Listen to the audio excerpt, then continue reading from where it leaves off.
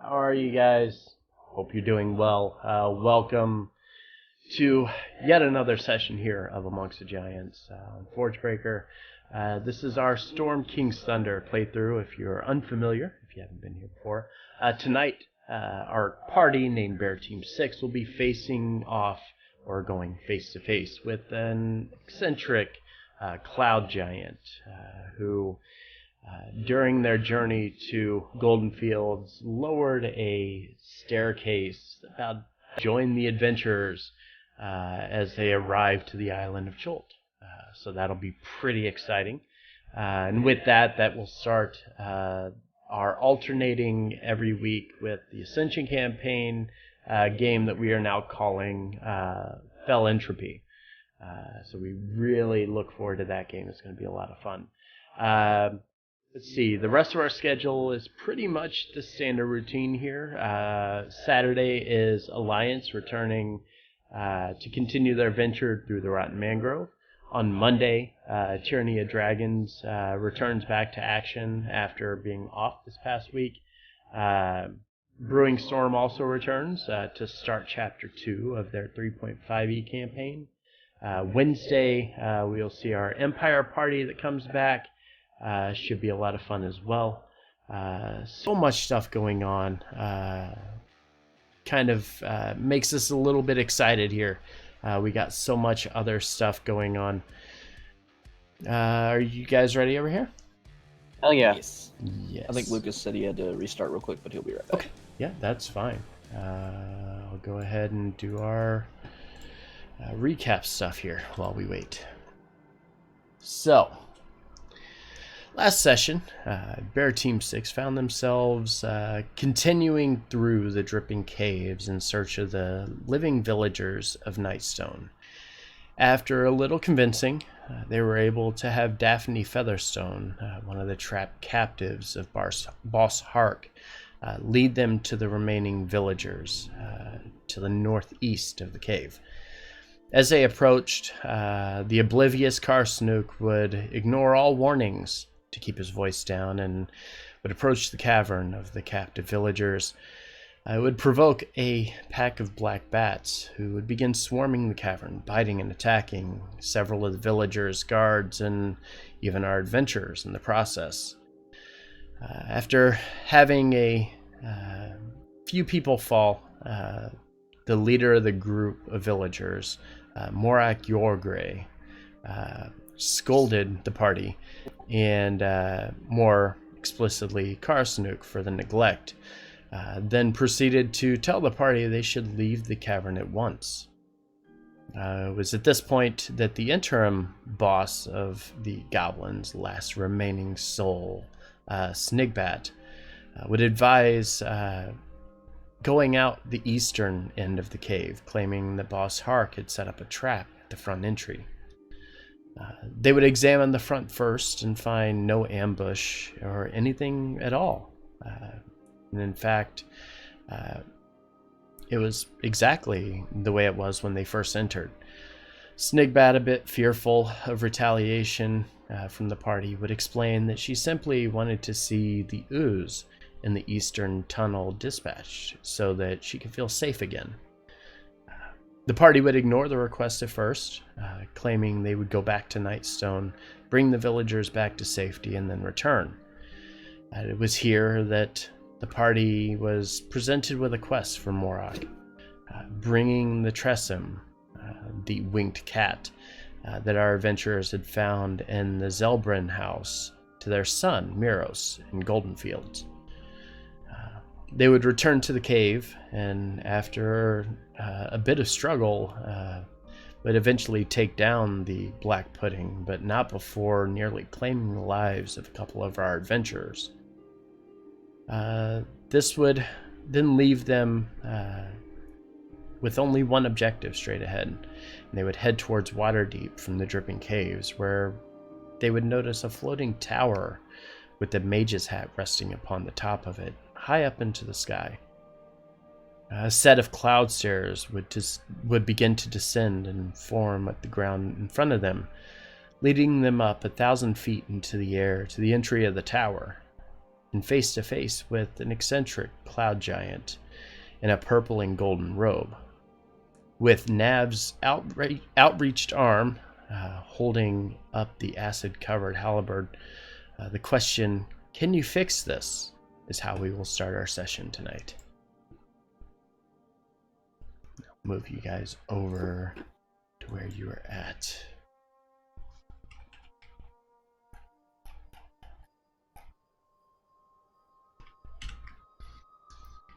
So the cloud giant, accepting that you guys came into his little tower here, kind of happy to see you actually, despite Nav's immediate thrust of the halberd to have it fixed.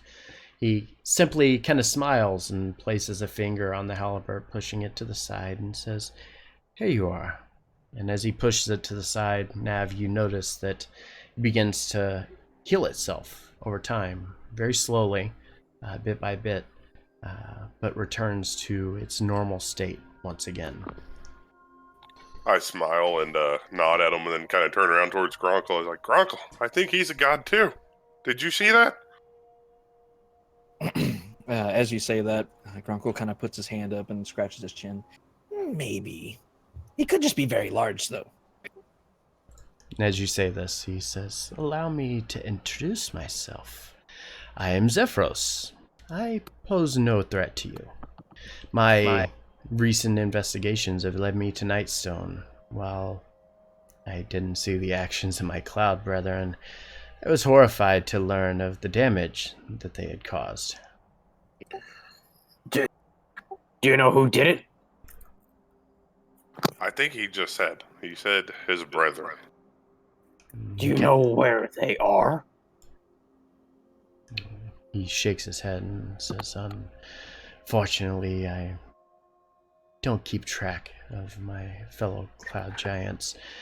But while I overlooked the city in a bit dismay, that's when I saw you guys. I watched you from above, ridding the village of the goblins and the orcs, even saving the residents. You put on quite the spectacle indeed. Tell me, why did you do that, save all those people, and thrust yourself upon the village of Nightstone under such dire circumstances?" Money. Yeah, money. We seem to be out of luck on that front, though. I did it because Grinkle asked me to. He kind of looks to the rest of the party, to Lucas and Selja, trying to get additional answers if any was available. Some of the goblins, they were jerks.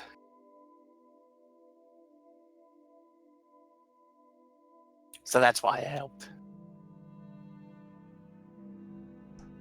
And Zephyros kind of nods and says, "I understand. Perhaps you aren't the individuals I was looking for." For whom were you looking? And he kind of shrugs his shoulders and says, "Does it really matter? I mean, who are you exactly?" I'm Nav. I'm a bugbear. I'm Selja and I'm a goblin. I'm Karsnook, and I'm a blood hunter. He means dwarf. No, I mean blood hunter. He means he's a dwarf. I'm Lucas, and what I am does not matter. And I'm going to kind of lean in towards him and go, "He's kind of emo." Lusar kind of introduces himself and says, "I'm Lusar, and who might you be?" And the cloud giant kind of shrugs and says, "Well, who I am isn't important. You see, after your deeds upon Nightstone, I wanted to speak with you myself, to understand your motives, to see if maybe you could be of assistance to me and to the Ordning. Now I am quite certain that you very well could be the equalizer in all of this. Yes, I'm pretty sure of it. We could be assistants to anything for a price. What's the ordning? Yeah, that's a good question. That's a good question, Selja. What is the ordering? As you ask this, he says, "Oh, the Ordning is a divine trait inherent in the giant race. With the properly functioning Ordning, it's, think of it as a social structure of sorts. The giants know who is inferior and who are the dominant breed. For instance, the strongest hill giant is still quite weak compared to the weakest of storm giants. They can normally never surpass one another in place of the Ordning, only amongst themselves and their kind. However, with the Ordning broken, the giants see this as an opportunity to move up the ranks, so to speak. As such, chaos has befallen Toril, and the giants are all to blame, as I'm sure you have now seen being in Nightstone. Who broke the ordning in the first place? But that is why I am investigating, attempting to solve this riddle myself. We have no idea who broke the Ordning. We just know that it has happened. If all the giants are to blame, are you to blame as well? No. I can assure you, I haven't time for such petty things such as this. How do you break this ordering? Generally, if someone is to break the Ordning, they are to disobey the laws of their class. Generally, this would happen with one group attempting to overthrow another, but in this case, it came at the death of another storm giant. Oh, Who died? seems pretty easy to break. Well, I think that's why he said that. Some giants just aren't stronger than others. As you mentioned this, he kind of looks around, mostly at Grancool, who's shown a little bit of interest here now in this situation. 1 sec, I'm trying to open something. Showed interest. Stopped eating. Just as an aside, we were still on the welcome screen on the stream. You're right on the recap instead of okay. Thank you. No problem. So as Grancool asks who it was that had died, he looks at him and says, "Queen Nier. It is the wife of King Hikaton. He's the storm giant, the ruler of all giants. Sits upon the Wormskull throne. Bit of an artifact amongst our people." So was she murdered, or did she just die of age? I can assure you she did not die of age. Quite young, actually, when you think of how old most giants can become. But we have no way of knowing who exactly caused her death. Well, if you don't know who, how do you know the ordinance broken? Didn't you say that in the class you could murder? As you say this, you kind of look at him, and he kind of furrows his brow a little bit and looks at you and says, "Perhaps the ordning isn't as simple to explain as perhaps you would need it to be. To the people, a death such as this, to overthrow a queen and attempt to overthrow the Storm King himself, would require a great deal of extra effort that none of the giants would typically put forth. In doing so, it creates a bit of upheaval amongst our people." Okay, and what did the Nightstone have to do with this? He kind of looks at you and says, "Oh, that's a bit interesting, isn't it? Megalith, such as the Nightstone, to be taken from the village, it doesn't quite make sense. Perhaps the other cloud giants or even the storm giants believed it to have magical properties. I personally have no idea why they would take such a stone, however." Okay. Well, you don't take things unless you need them for something, usually. And he kind of nods and says, "Generally, that would be the case." He kind of waits for a second and thinks and says, "I wish to help you, the small folk, as it were. Though I was given very clear directions not to intervene too much in your adventures. You see, the entities of whom I have been in contact with, they have warned me against taking a direct approach in the events of the Ordning and trying to correct them. But should someone else, someone not me, choose to do so, well, who am I to not aid them? In fact, I hold you small folk in quite high regard. Much higher than many of the giants within the realm, at least." And as he says that, Grankle steps forward and says, "Well, as you should, since I am a god. But regardless, what is it that you would have us do for you then to assist with this?" And he smiles, looking down at this very small-statured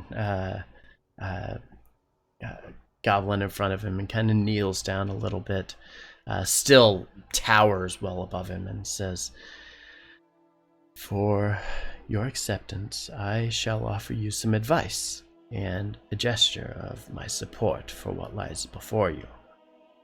First, the advice. Consider forming an alliance along the way. I don't know how nor who, but should you wish to help the realm regain a bit of order, this will be a must.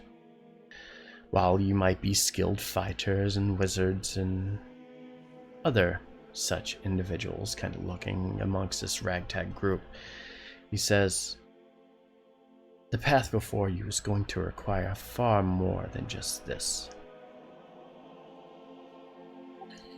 This ordering sounds a lot like a racist caste-based system that's preventing other giants from rising to the top, and you would have us fix it.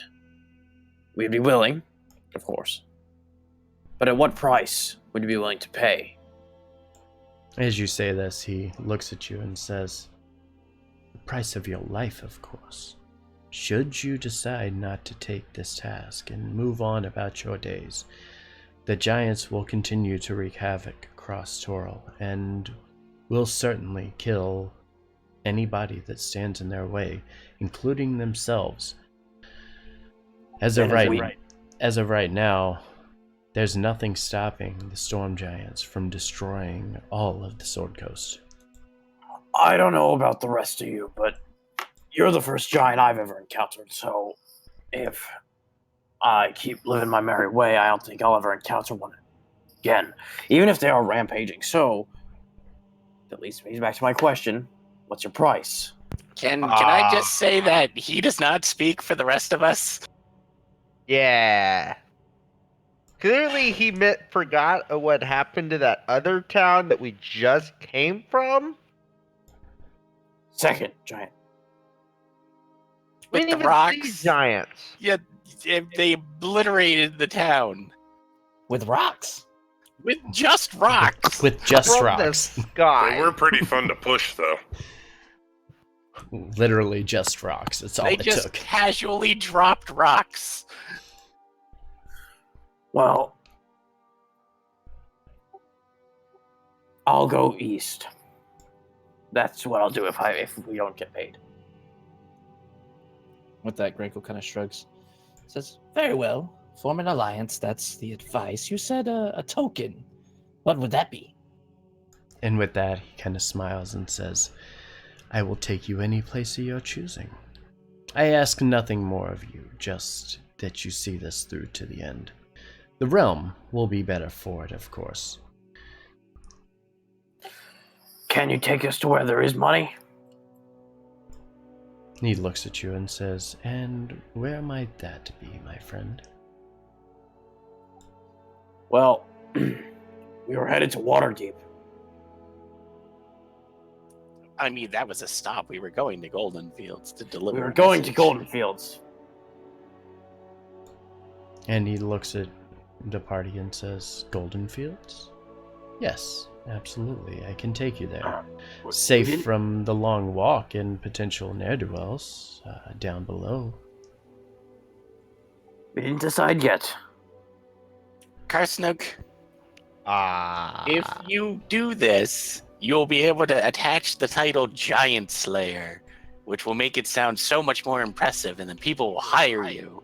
I don't want to kill any giants. I'm not interested in any of that. Anyway, what if giants are trying to hire me? Like that's happening right now. I think he's kind of an outlier in that regard. As you say this, he kind of nods and says, "I think the little one here understands. This is bigger than you and I. This is something more, something devastating to our people and to the realm." Well, we're no heroes of the realm, as you would call it.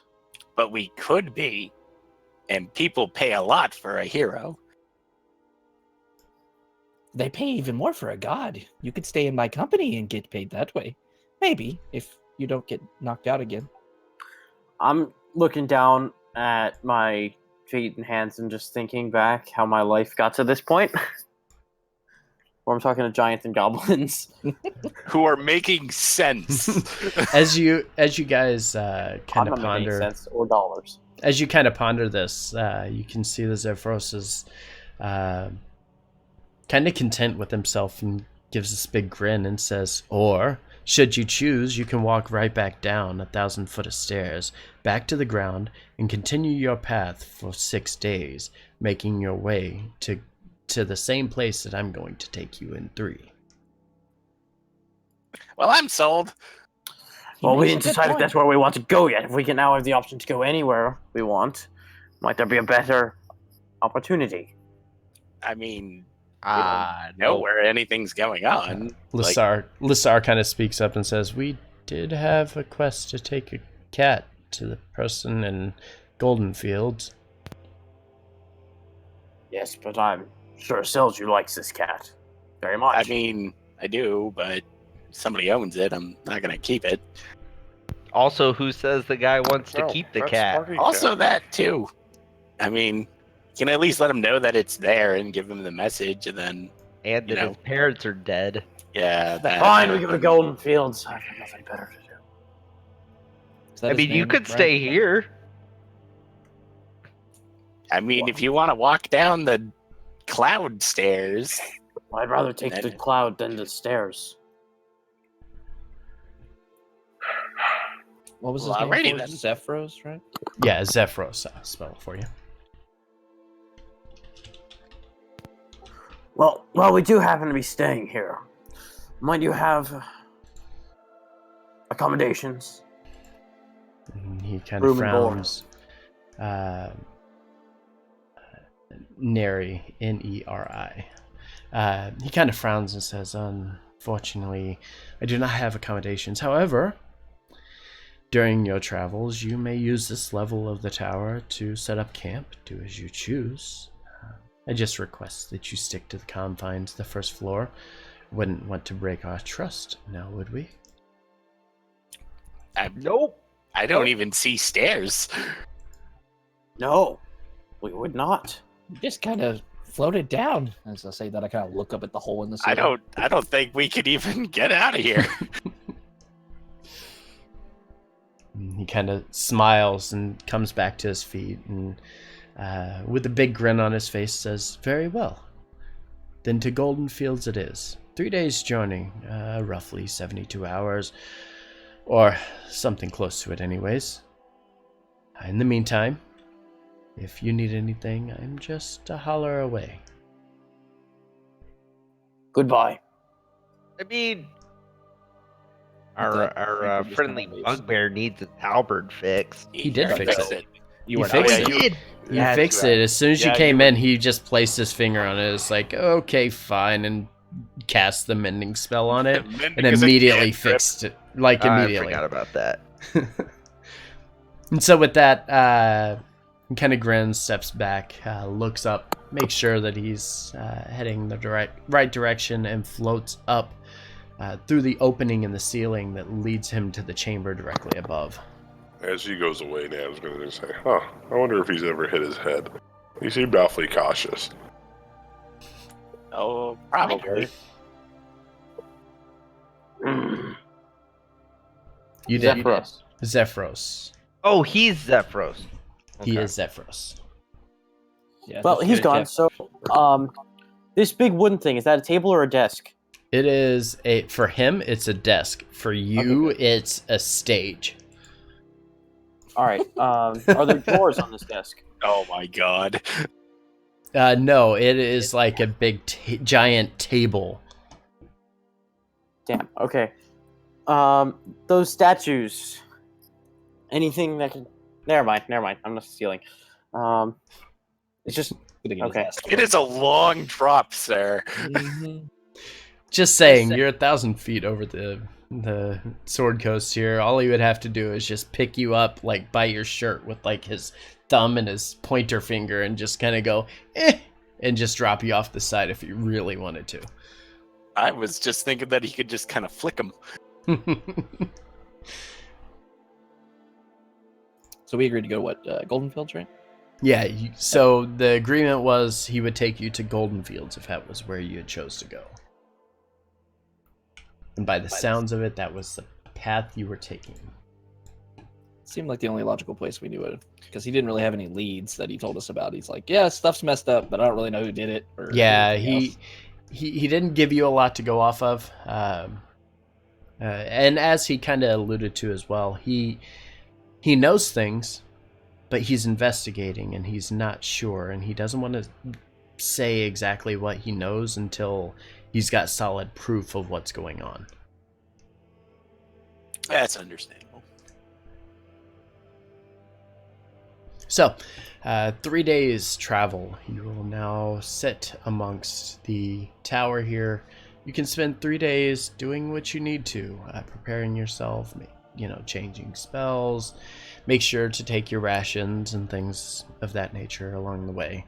But you'll have 3 days within the tower to kind of let things pass on your way to Goldenfields.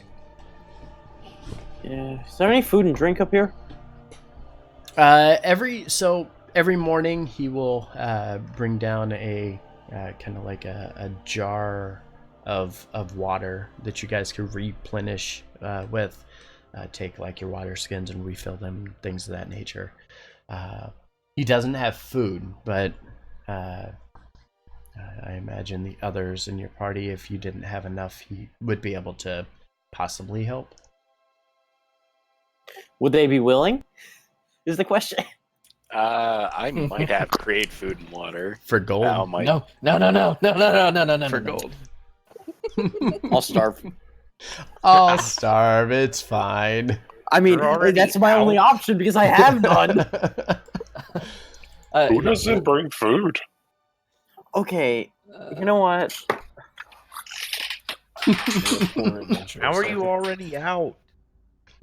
So, day one of travel. Nothing happens as you're kind of traveling over the lands here. Even though this thing is kind of floating, it's moving at kind of a slow pace. I mean, obviously it's twice as fast as it would be if you guys are walking, but it still moves pretty damn slow, and you can kind of look over the landscape as the tower kind of goes across the lands here. Can we stand on the clouds? You can. The clouds are pretty solid until you get towards the end, where it gets a little iffy if you get too close to the edges. But yeah, you can walk around amongst the outside of it. No issues whatsoever. These dotted lines on the outside, Which what do they ones? represent? Like These right here? here. Yeah. So those are areas like this is an archway. So the arch itself it's a really tall opening, like almost 20 foot, 30 foot tall. These over here also archways, but they're sections where the clouds kind of fill into the middle of it, though they're like fluffy clouds that you can kind of walk through. A bit different than the ones that you're standing on here on the outside. Okay. So you could walk through that, but it's like foggy. Yeah, it's a bit foggy to go between the little archways there. Okay, I'm gonna examine that. Just not like make a check, but just like Just kind of look at it, okay? Does Zephyros seem like he'd be willing to talk when he comes down in the mornings to supply water? You get the feeling that he would talk to you. He's not being very forthcoming with details, but every time that he comes down, he's friendly and asks if there's anything else you need. So I'm sure that on like the second day, if you wanted to catch him on his way down, you could probably grab his attention before he goes back up. Yeah, basically, I mean, I just want to get his attention just to get a little bit of information, if at all possible. Ask about, doesn't know any names, don't know who or what could have caused the ordning to be broken. If he has any leads for us to pursue after we complete our objective in Goldenfields. And also inquire, is he going to be following us going forward?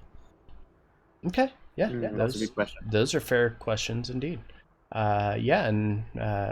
So yeah, we'll play it out the first 24 hours. Everything goes by, no issues. There's nothing to, anything mentionable that happens in your journey. And the next morning, same thing happens. He comes down, brings like the pitcher of water down for you guys to refill your water skins. Gives you the opportunity to kind of grab his attention as he comes down.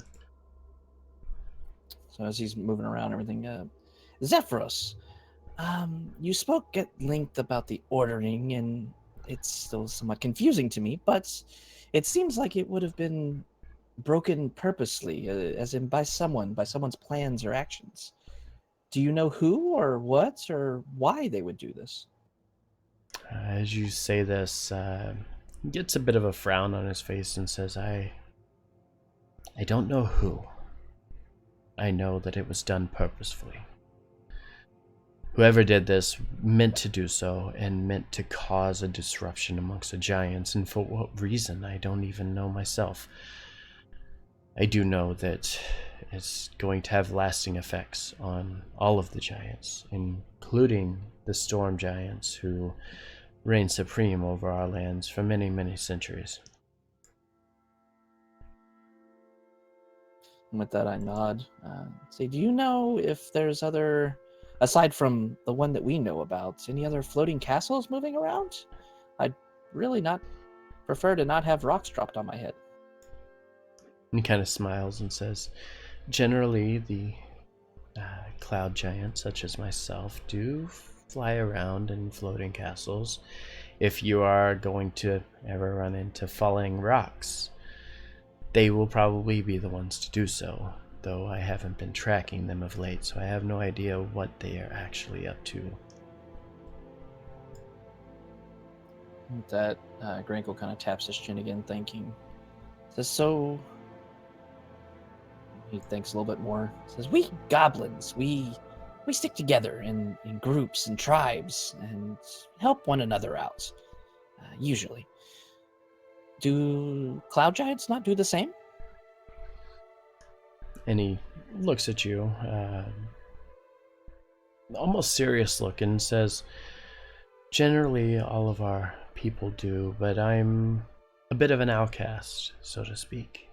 I don't quite fit in with the rest of my fellow cloud giant brethren. I'm a bit eccentric, though you may not be able to tell just by our interactions so far. With that, Grinkle just smiles. I didn't notice at all. I kinda did. With that, Grinkle kind of nods. Says, very well. You said that you would transport us wherever we wanted. do you plan on following us around? Put him back on the map here because he wasn't on the map. As you ask him if he's going to kind of follow along, he says, "No, unfortunately, I can't stay amongst this realm with the possibility of death with the Ordning. Instead, I think I'm going to depart to the Moonshay Isles, and you'll never hear from me again once I drop you off. I will attempt to be in contact as much as I can, but I can't quite guarantee what's going to happen next." That's unfortunate. This is a fun flying castle. It moves fast.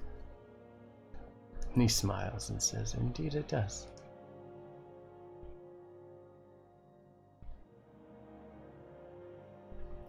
Anybody else? Is it possible that someone who wasn't a giant would have thrown the Ordning into upheaval like this? As you say that, he looks at you a little quizzically. It's like, it's possible, but to overthrow a kingdom and to perform matricide against the queen, that's gonna take a lot more than, just normal individuals such as yourselves. They would have had to have some kind of insider knowledge to be able to do so, don't you think? Well, yeah, but the possibility is there. Like, maybe someone wanted all the giants to fight each other for some reason. Or maybe somebody wanted all the giants' gold. I look over at Karsnook. I'm not in the room. He's not in the room. Oh. I didn't know that was a room over there. Zephyros kind of smiles and says, "Well, that is indeed one way to think of it. I hadn't considered the fact that somebody within the Ordning might have got an outsider to possibly participate and make this happen. Feels a bit like a conspiracy, but I'll consider the options and think this through a little more before I head out to the Moonshay Isles." Well, I didn't want to throw all your ideas off course or anything. It was just an idea I had. And he kind of nods and thanks you for offering your suggestion to him. And he kind of looks around the room and looks at everybody and says, "Does anybody else have anything for me, or shall I retire to my chambers once more?" I'm good. I don't have any. I'll pipe up one more time. I'll say, Zephyros, was it Queen Neri? Am I saying that right? Neri? Yep. Neri, okay. Was this Queen Neri well liked? Did she have enemies? And if she's the queen, who is her king? One sec. Yes, work DM. Pull up. No, I'm sorry. That's not what I was doing. I was looking to see who it was that sent me viewers. And it was Rindis. As you say this, he says, "Well, it's possible there are many people that might have attempted to have her assassinated, but don't really know who or why." Queen Neri kind of kept to the wayside, didn't really do much, didn't interact as much as King Hecton did. When he interacted, his word was the rule of the lands. The people that followed within the Ordning all listened to his command. There's obviously no reason that she should have ever been in the middle of all of this. Yet here we are, finding ourselves dealing with the death of a queen in a time that overcomplicates things for all giant kind. Very well. That doesn't help too much, unfortunately. It does No, I'm not. sure we'll figure more of it out as we go.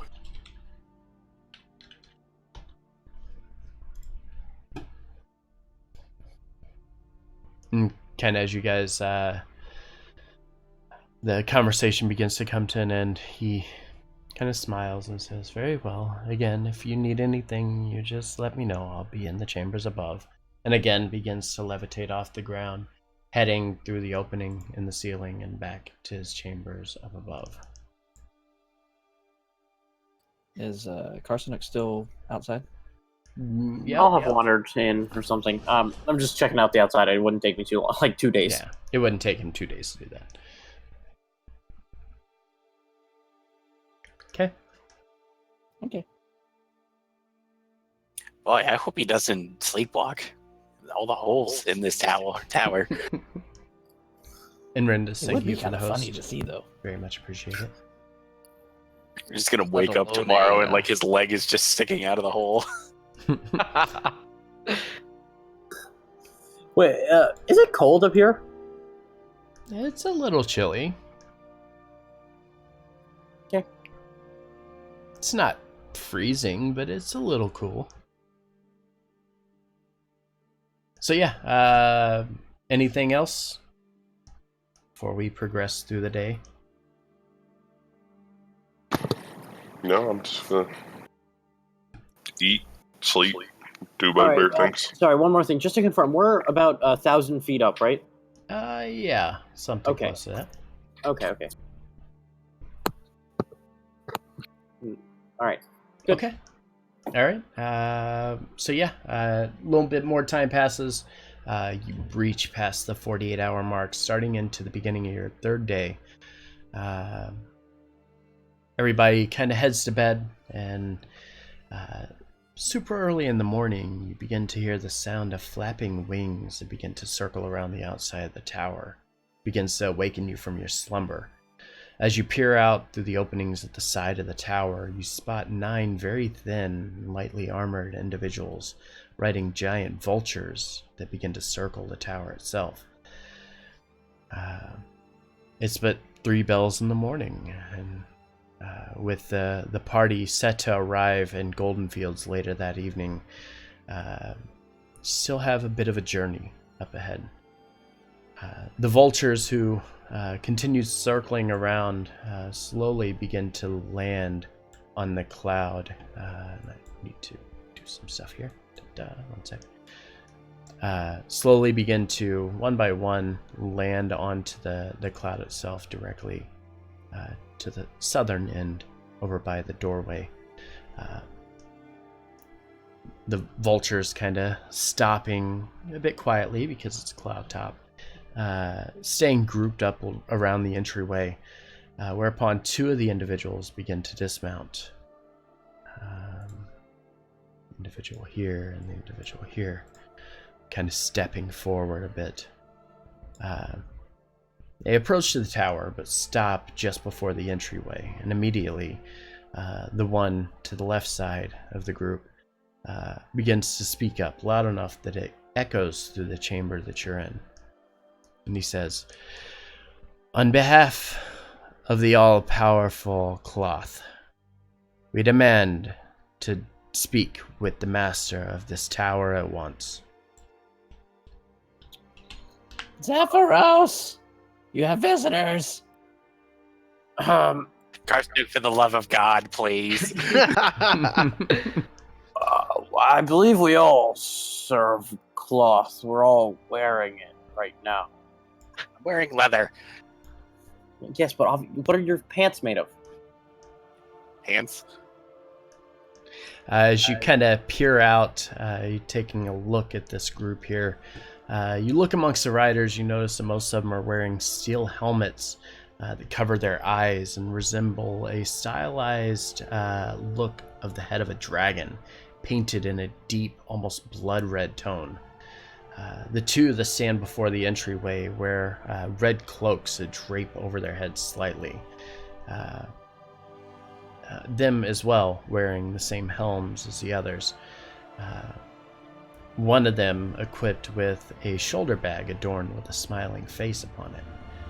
As you hear the voices echo through the chambers, you begin to hear footsteps as they slowly begin to approach, entering into the main entry behind the curtain directly in front of you. And he speaks out once more and says, "We're looking for the Cloud Giant and need to speak to him at once." Why? He's gonna float down. Don't worry about it. Why do you need to speak with him, and how did you find us here? As Karsnu kind of talks to him, the one on the left kind of, snarls his teeth a little bit and says, "We have no dealings with the likes of you. Where is the master of this tower?" He's on his way. Now, why are you here, and who is Klauth? They continue to step forward and shout a bit louder this time and say, "Cloud Giant, reveal thyself before we lay waste to these pathetic beings before us." Hey, he likes us. Don't move a step closer.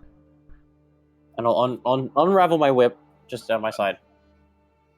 As he screams out pathetic beings, Grankle steps forward and pipes up from the back. "I am not pathetic. I'm a goblin." Godblin. Godblin. But Few tense moments. They don't move any further. They kind of stay where they're at, looking around. And just as the one on the left again begins to call out, you watch as Zephyros begins to descend to the floor below. As he does, the one on the left quickly speaks up and says, "Finally, the master of the fortress." We took like 30 seconds. He looks kind of a bit angrily at the party and says, "I am Amaroth, and this is Navron. We come bearing a gift in the name of the Dragon of the North. Our men and many other like-minded individuals throughout the realm wish to see the rise of the cult of Cloth amongst Toril and rid the realm of the giant menace which has plagued our lands for far too long." Then why do you have gifts for a giant? Kind of smiles and says, "Let the grown-ups speak, please." Oh, Hey, only we get All to right. make fun of Karsnook. my eyes. My eyes are just gonna go red. As he says this, Zephyros kind of looks and says, "I see. Amaroth, was it? Tell me, how do you and your other believers intend on defeating the hundreds, if not thousands of giants throughout the realm? Though powerful your master may be, one dragon cult, even one led by the old Snarl himself, is simply no match for the storm giants alone. In what possible way could I make a difference in this matter for you?" And Amaroth kind of looks and gets a bit uncomfortable looking around the room, seeing everybody's kind of tensed up a bit. He says, "Well, listen, we need your aid to make things happen. The cult of Cloth is reaching out to the other dragon cults and looking for ways to bring down the giant menace. And your name popped up. But for us to take them down, we require the aid of more than just you.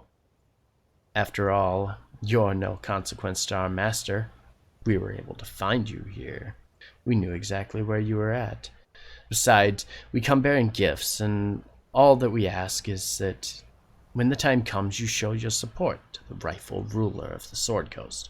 It's a simple yes or no."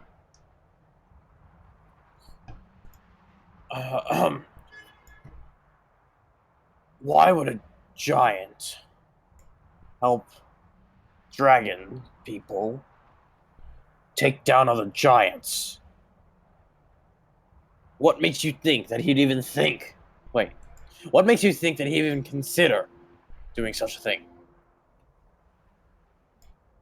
As you say that, Zephyros kind of grins and says, "Yes, that's a valid point indeed. Why would we consider, or why, more importantly, would I consider helping the dragons to overtake the giant folk? And as you say this, Emerald, grabbing onto the shoulder harness part of his bag, kind of grips it tightly and says, "This isn't for discussion. It's a yes or no. Just give me a yes or a no, and we will leave." I thought you had a gift for him. And as you say that, you watch as Emerald looks over at Invon and kind of nudges him a bit, at which point kind of fumbles around a bit and then reaches into his pouch. And as he does, he pulls out a small pouch. It's tied up tightly at the top of it, and hands it forward a little unsuredly as he hands it towards Karsnook, who's directly in front of him. I open it. Oh God, don't give it to him, please. You're unable to detect what the hell this thing is, but it's a pouch of something. It looks like fine powder. How much is it worth? Oh my God. Nev kind of looks over his shoulder. I think that's the Storm Giant's Karsnook. How much is this worth? Nev kind of slowly starts reaching over to grab the bag from him. No, I'm holding it to the cultists.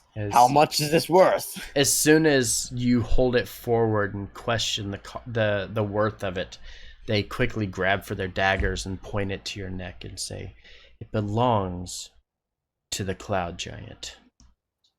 What if it's a trap? If it was a trap, you would have noticed the moment you opened the bag to look inside without checking to see if it was a trap.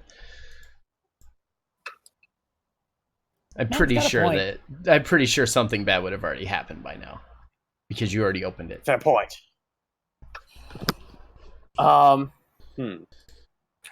Just give the giant the thing. You're not making money in this situation. I pass it to Nav begrudgingly. I kind of turn around and just hold it up to the giant man who towers above me.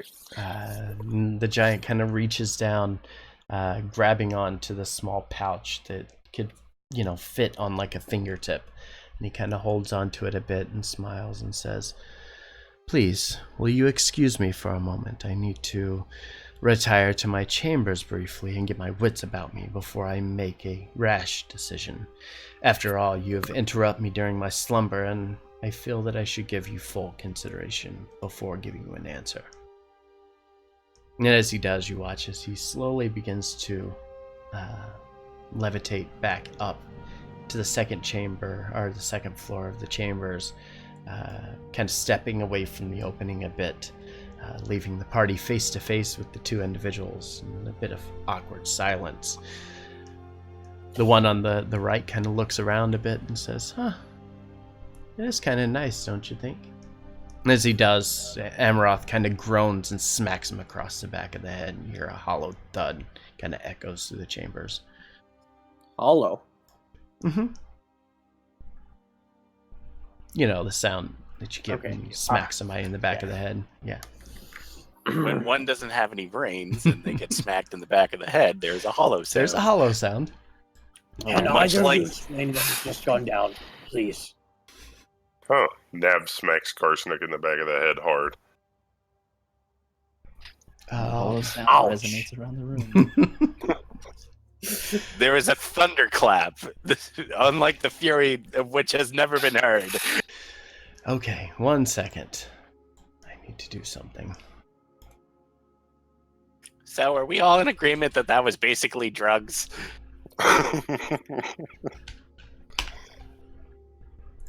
Okay. Oh no.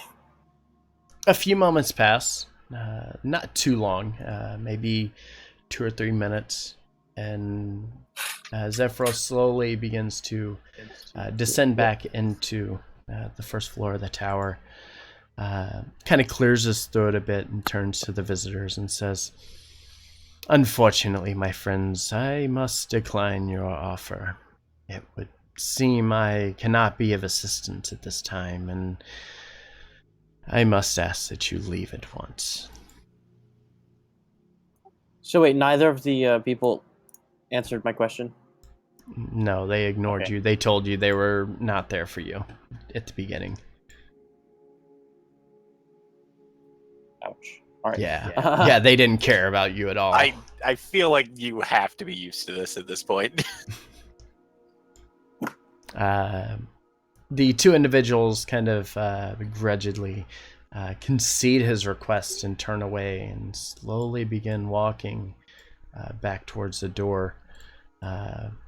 Emeroth, however, stops and kind of turns around, looking in the direction of Zephyros and the rest of the group, and says, "This foolish and short-sighted decision is not going to go unnoticed. The Dragon of the North will rise, and I shall see to it that you will fall upon his return."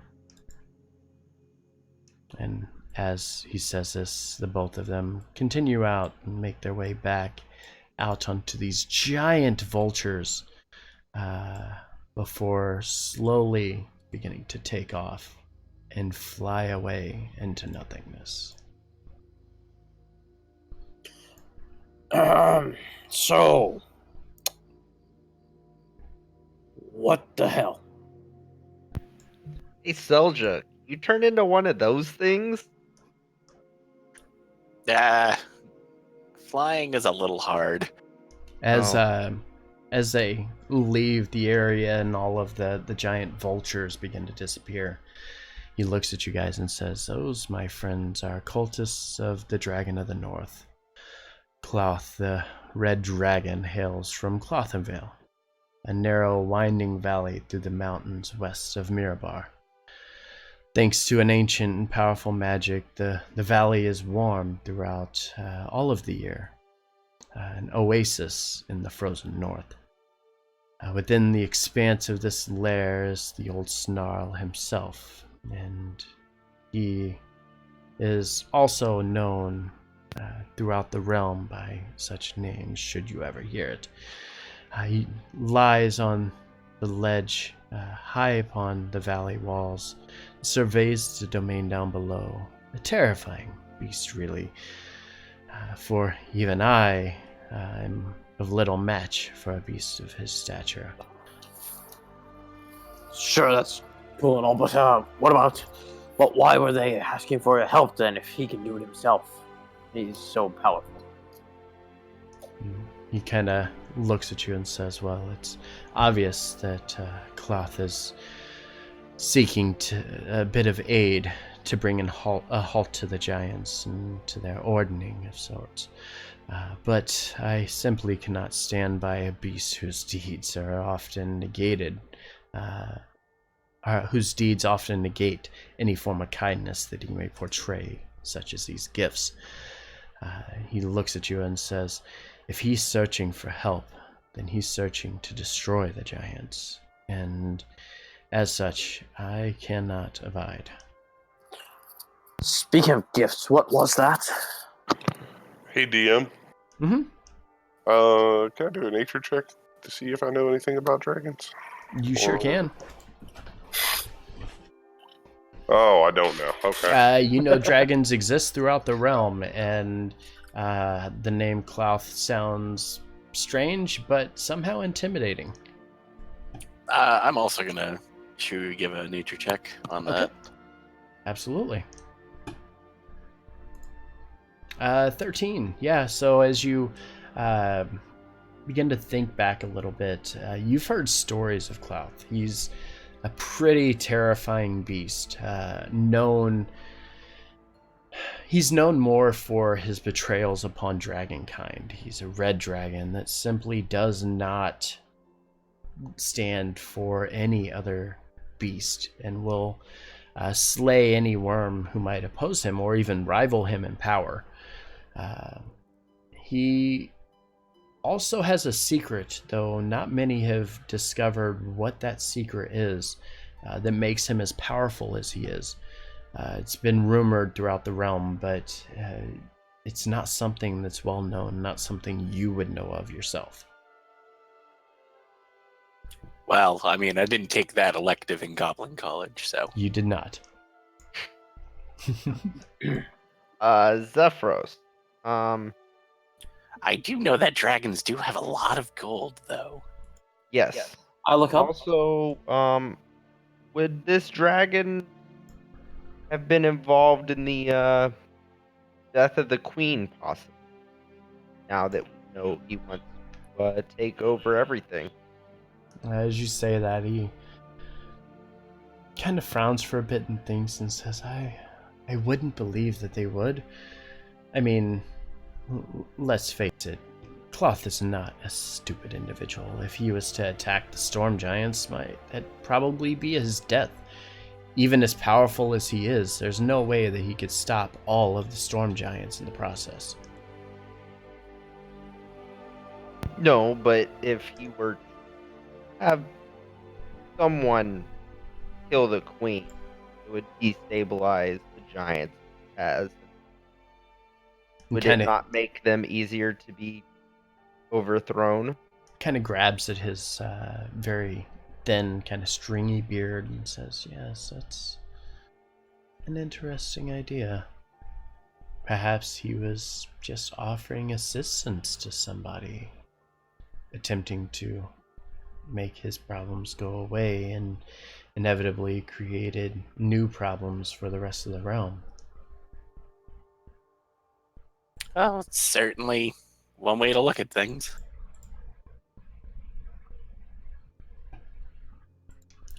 As you say this, Zephyros takes this pouch that he has and looks down at Karsnook, who's showed a bit of interest to it, and throws it in his direction. As he catches it, he looks at it and says, "You take this pouch. Who knows when it might come in handy. I certainly have no use for the dragon's kind gestures." But what is it? And he smiles and says, "But it's pixie dust, of course."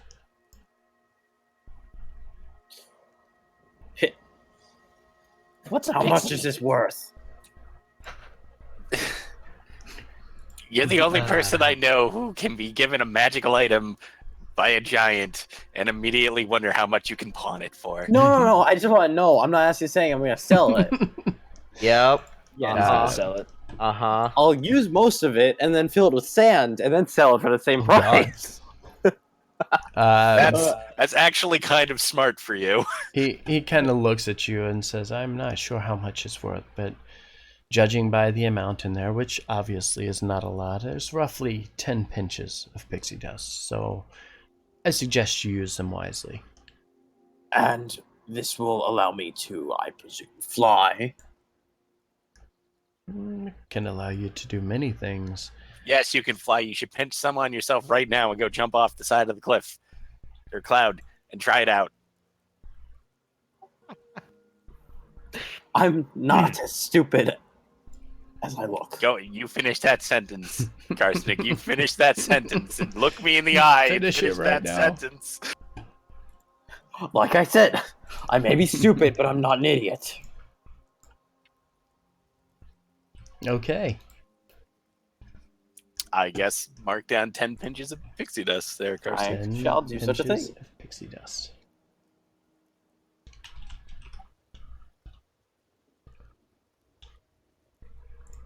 Anything else? Well, Any thank other you very questions much. for him? So, I did just have a question, but it would immediately just vacated my brain. Of course, I mean, that's how it happens.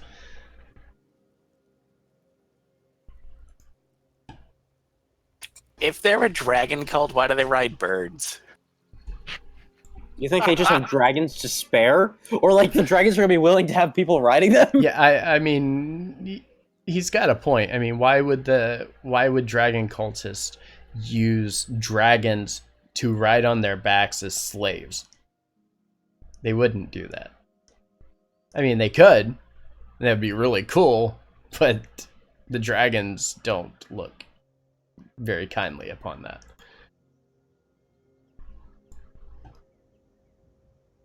They're certainly not Probably. slaves. They certainly do not consider themselves slaves to dragon cultists of all people. So, anything else before we continue on? I've got nothing. Nothing. I will put the pixie dust at the bottom of my bag and do nothing more. Okay. Wait, one thing. Mm-hmm. As I look back over towards Zephyros, I'll kind of look at him and tilt my head. When you were given the bag, you went back upstairs, up levitation. You went up above us. Where did you go? He looks at you and says, well, I went to my quarters, of course, but I went up there for a more private matter. Oh. He kind of looks at you and says, generally, when I must make decisions such as this, I must go upstairs and commune with powers far greater than I to decide if I am making the right choice. When I had spoke with them, they informed me that this was a bad idea for me to interact with these individuals. Powers greater than yourself, like gods? He grins and says, indeed, gods such as yourself. Ooh. This is the first time an NPC has acknowledged. Yes, it's the first time an NPC has acknowledged him as a god. Yes. Whoa. But yeah, in character. Oh, can I speak to them? And he kind of shakes his head and says, no, I'm afraid that going down that path might lead you to madness, and, well, we wouldn't want a god to go mad, now would we? Especially not one so young. I don't see how talking to a god would make me mad. That's weird. I'm quite happy right now, actually. Yeah, I talk to a god all the time. Likewise. He kind of grins and says, perhaps you don't understand how contact with planes other than our own might influence the mind. That Grankle kind of thinks again, scratching his chin. Says, well, you are very large. I suppose that makes sense. I almost went to Avernus once. Nothing. Nobody. That's all. No clue what he's talking about. No clue. Just gonna blink at him. Like, what? Okay. No, just recollection of a happier time. Happier time. All right. So, with that, we are going to take a 10-minute break because you guys have successfully completed Chapter 1, and you are going to level up to level 5. Yay! So I'm going to give you 10 minutes to get your Hooray, character Jesus. sheets all set up and everything like that. I was not prepared. You were not I'll be right prepared. back. Do finally- I do it as well? We've just figured Yes, you out. can. We've just figured out the big the cause of our purpose of the game, and how many sessions in are we? Like, You are 6. 6 sessions in, and you are just now beginning to understand your purpose here. nice. I'll be right back. All right. With that, I'm going to step away as well. And like I said, you guys we're going to do 10-minute break here so you can get your character sheets all situated and everything. And then the real fun begins. And with that, I will be right back with you guys as We'll be right well. back. Thank you for being here, each of you. Double slots. All of you Guess guys what? that are here. Frankel It's just fantastic to see you. Guess what I just got? What? Oh, Feel I free to also talk got in third chat. level We slots. will be happy to hear from you. Fireball. I will be right back, though. I need to I don't take know a what short I break. get. I get extra attack. Yeah, because you weren't broken enough already. Here's another attack per turn. Level 5. Oh, I get more Eldritch Invocation. Yeah, those are dope. Oh, please don't let me suck on my hit dice today. I'm going to suck on my hit dice. What is this one? Oh, that's what that 8. is. That's not the greatest, but oh well. Actually, it's 1 off max. Never mind.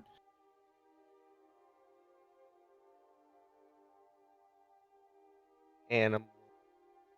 Oh, freaking figures. Rip. Question is, do I take Fireball or do I go for something more chaotic? Oh, that's a. Oh, my You're an God. archer anyway. Jesus. I mean, that I am sucks. a tank who has not rolled above a 3 on his hit die. I gotta go look at the Eldritch Invocation. Warlock. I always like the knockback one or the one that pulls people. Ooh.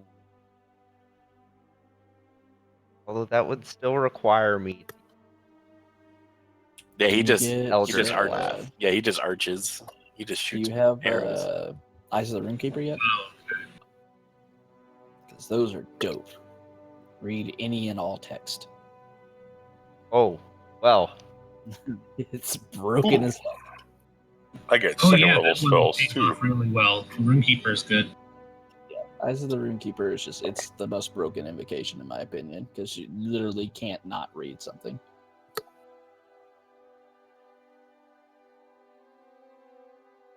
I hate you, game. We get 2 second level spell slots, but I can only learn 1 more spell. We have that. Ooh, I could reduce creatures.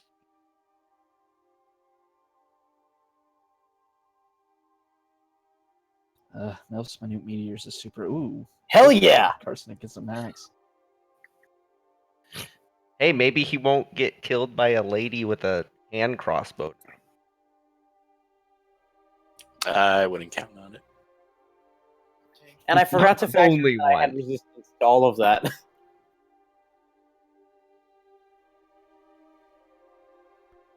All right. Well, I am here, everybody.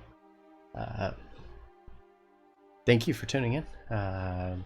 We are on a short break here while our buff up fucking all Nev of our somewhere. party gets their level Well, Hey, Nev. 5 level adjustments taste. done. Oh, it's 3rd. Shit, I have to take Yeah. haste. Now, What's up? Oh! would you like an enlarged person?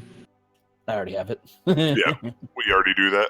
I Yeah, Oh, they okay. do it a No, lot. That's the best combo we have. Mm-hmm. Somebody I else made wants to him- take it, by all means. I made him barky, but it didn't really do That's anything good for too. him. Yeah. I can give myself 2 attacks with the pact with Eldritch Invocation. Huh. And I can switch out 1 spell still, right? I think so. Ooh, I get another blood curse. Alright.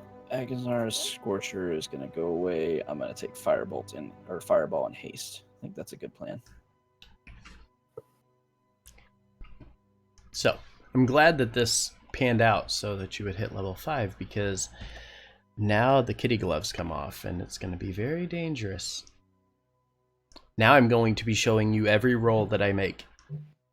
Oh boy. Oh, That's yes. Ah, crap. Oh, yes. As a rule in the games that I run, once the parties reach level 5, I stop hiding rolls and I just show you guys what happens. It just feels more authentic to just show you the rolls and let it happen. So if you die, you die. It's unfortunate, but it happens. May start doing that when you'll hit the next module and hit Rise. Mm-hmm. Oh, I like this one.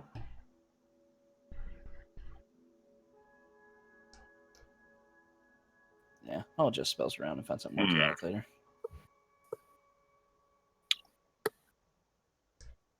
Alrighty, I didn't gain much, but I'm done.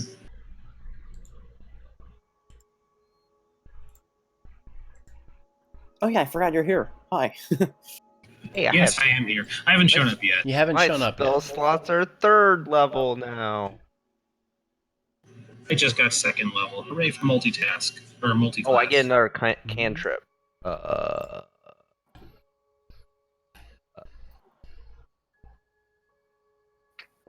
Also, as I kind of mentioned to you guys before, this is very RP and storytelling heavy. So just kind of settle in for it because it's going to continue through the rest of this session. Sounds fun. Hopefully you guys are enjoying it so far. That's the biggest goal here. I'm trying to tell the story and fill you guys in, because let me tell you, the notes that they give you on this module are not good. No, they are not. No, There's a whole section where they're like, just fill in the gaps until they reach a level. Yep. Of the entire campaign? Yeah, like an entire chapter is like, yeah, just pick something and have them go do it. And then they give you like random shit throughout the realm that you have to pick from. I found something else that I'm going to do because I want to continue another story. So I'm going to do that instead. It's like those the vultures that landed. Those were not supposed to be dragon cultists. Yeah, the original version is really lame. Mm-hmm. And I did not like the way that it was originally written, because it was for the elemental, the air elemental of evil or something like that. The Temple of Elemental Evil. Yeah, it references that, and I'm like, it's not even gonna matter here, so I want to make it matter. So I made it. Is that even a module in 5th edition? Yeah. Yeah, it's a module. Yep. Huh. It's what is it? Princes of the Apocalypse. Neat. Yeah. Kind of an out there cameo to make in Storm Kings, but cool. Well, they're all kind of connected. Like this one gets referenced in Tomb of Annihilation, so yeah. Excited for that. Yeah, that's gonna be fun too. I just gotta murder people. All right, we are 2.5 minutes from returning here.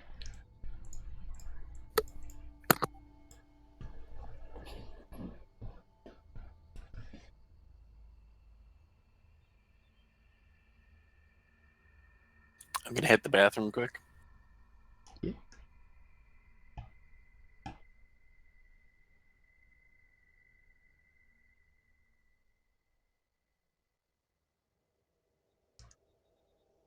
Deciding between blood curses. I haven't really used these that much, but now I get 2. I wondered if you guys were going to attack the cultists. I was giving you an opportunity. I was so close. And I was trying to provoke you, but nobody went for it.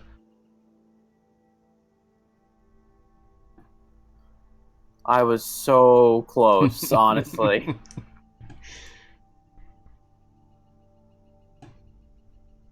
Yeah, I was trying to provoke you. Nobody took the bait, though. So, because that was about to get interesting. So I have a question about just my class. So, I get at 5th level, I get extra attack. Okay. So I can the 2 attacks count as the 1 action. Yes. When I'm in my werebear form, I get predatory strikes, which also says you can make another unarmed strike as a bonus action. It doesn't stack. Okay, so the first as attack. As far as I know, it does not stack. Is that correct, guys? I'm not too familiar with it. Your extra attack wouldn't stack with an extra unarmed attack. I think that only applies to Flurry of Blows. I think so too. It says the unarmed attack is you can make another unarmed strike as a bonus action, though. It's not like that's different. You get 2. Yeah, that's fine. So would I be able to use my extra, like my normal attack which does 2, and then as a bonus action, make another one, which would do 1. No, you would make your regular attack action, which gives you 2 attacks, and then you could use your bonus to do your unarmed. Yeah. Per that ruling. That's what I said. Oh, yeah. Yeah, then yes. And then, but the bonus action, that would only do 1 strike because it's from a different thing than the extra attack, and it's as a bonus action. Yes. Yes. Okay. Yes. Okay, cool. Still 3 attacks. Still 3 attacks, yes. Yeah, for extra attack, it's got to be the attack action, which Mhm. can proc on your bonus bonus action. Yep. All right. Do a ready check. Make sure everybody's here. Ready? Ready. Here. Here. No. I'm back. All right. That sounds like everybody. Oh, what timing. Oh, that timing. All right. So, Zephros's kindness has brought you just outside of Goldenfields, roughly a couple miles outside of the gates. So as to not draw too much attention to the incoming party from the giant staircase that is built from the stairs leading down to the ground. Move you over to your new map here, which is very large here. Holy crap. You should technically be like right here. So as your feet touch the ground off in the distance, you hear the sound of a ringing bell.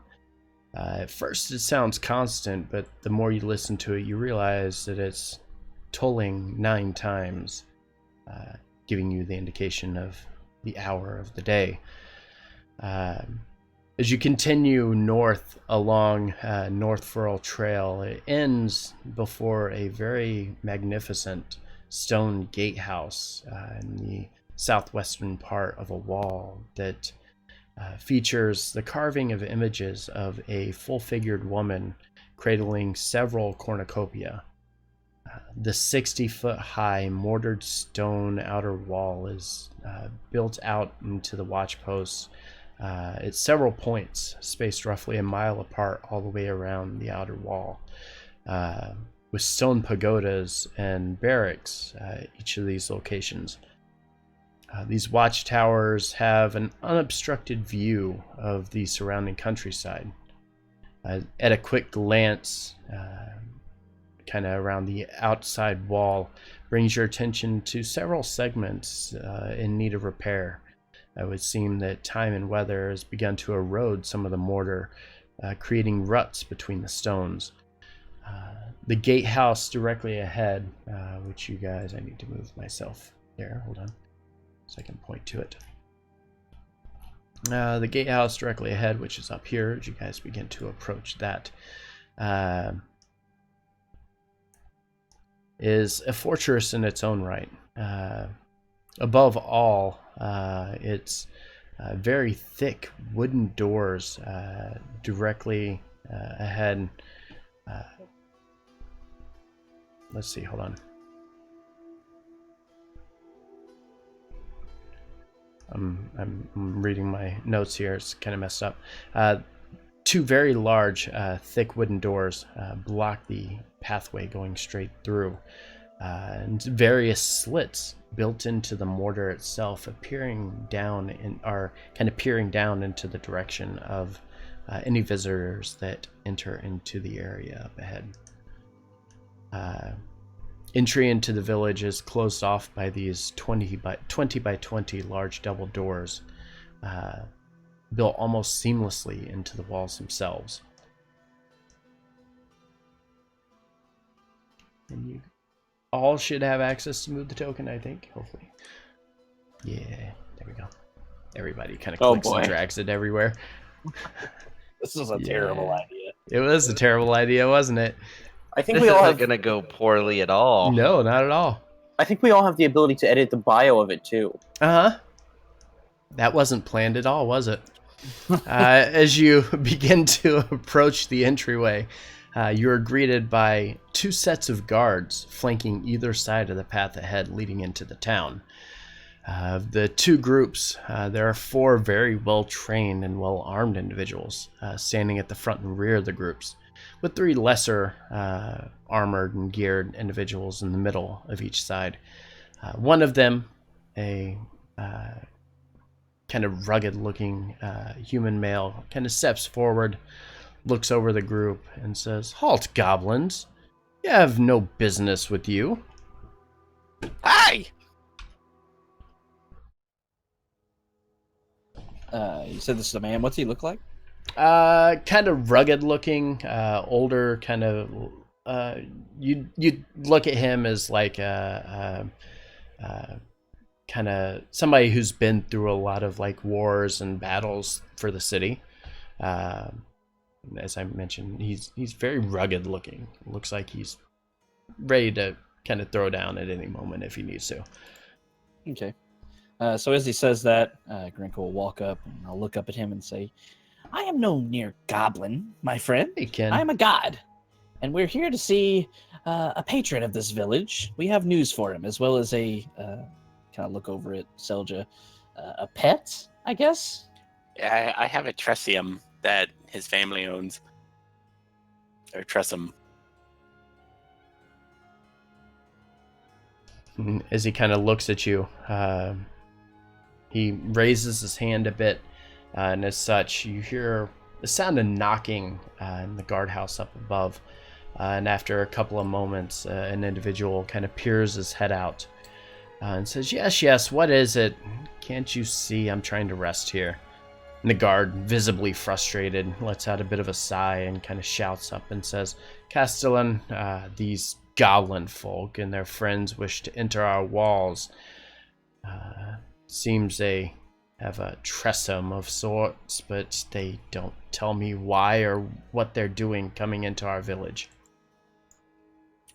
To give the tressum back to its owner? And deliver a message?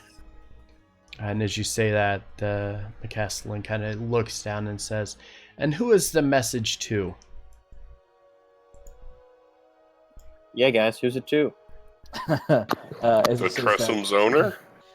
we were sent to seek out one Miros, who resides here. Kind of Or Myros, I'm not sure. Miros, yeah, you're right. He kind of sighs a bit and looks down at the party and kind of with a bit of a cavalier wave with his right hand says, yes, very well. Search them and let them in. Now, if you'll excuse me, I have more important matters to attend to." And as he says this, the window slams shut immediately, kind of latches it behind him. The guard directly in front of you, not very convinced. He's not happy to let you guys in at all, and he kind of motions for the guards to kind of encircle you a bit and says, "We are going to search your persons. Do you wish to submit to the search, or are you going to head your way down the road?" Guards, I apologize for not having spoken up. Don't worry. I'm going to take out of my bag one of the standard issue City Watch manacles. I am one of you guys. Give me a deception check. I'm not trying to deceive. I'm telling the truth. That you're one of them? Well, not specifically them, but like a City Watch guy. Okay. Kind of looks at you and shrugs and says, "It's no matter. You're still going to submit to this search." Well, sure, but I can assure you that we don't have anything to. We don't have a quarrel with your city. I'm fine submitting to the search. Yeah, I'm not sure what he's worried about. We do have a bunch of weapons, though. The guard kind of shrugs and says, "Weapons are of no matter to us. Listen, my men just need to make sure that whatever it is you bring here within our town is not going to damage the crops. You need to understand that this is a town that is well known for our livestock, and the farms that we have here within our walls. We need to protect them at all costs. Should you bring anything, we will confiscate it and possibly destroy it, and you will not be allowed within our walls when we are finished. Well, what could harm the crops? I don't want to bring anything that's going to damage them either. What's an example of As he something? says that, Grankle kind of nervously starts to hide the burn marks on his clothes as best he can, so he them away. Nice. He says, believe me, once you finish the search, my men will accompany you straight through to North Furrow's End. Okay, but I don't want you to destroy my stuff, so I can just leave it here. What do you not want me to have? I know. We could leave it with Lasser. We could leave it with us there. Why wouldn't he be coming with us? Yeah, why wouldn't he be coming with you? He's I don't got know, let's ask he's got a fiery look about him. I don't think they want him around the crops.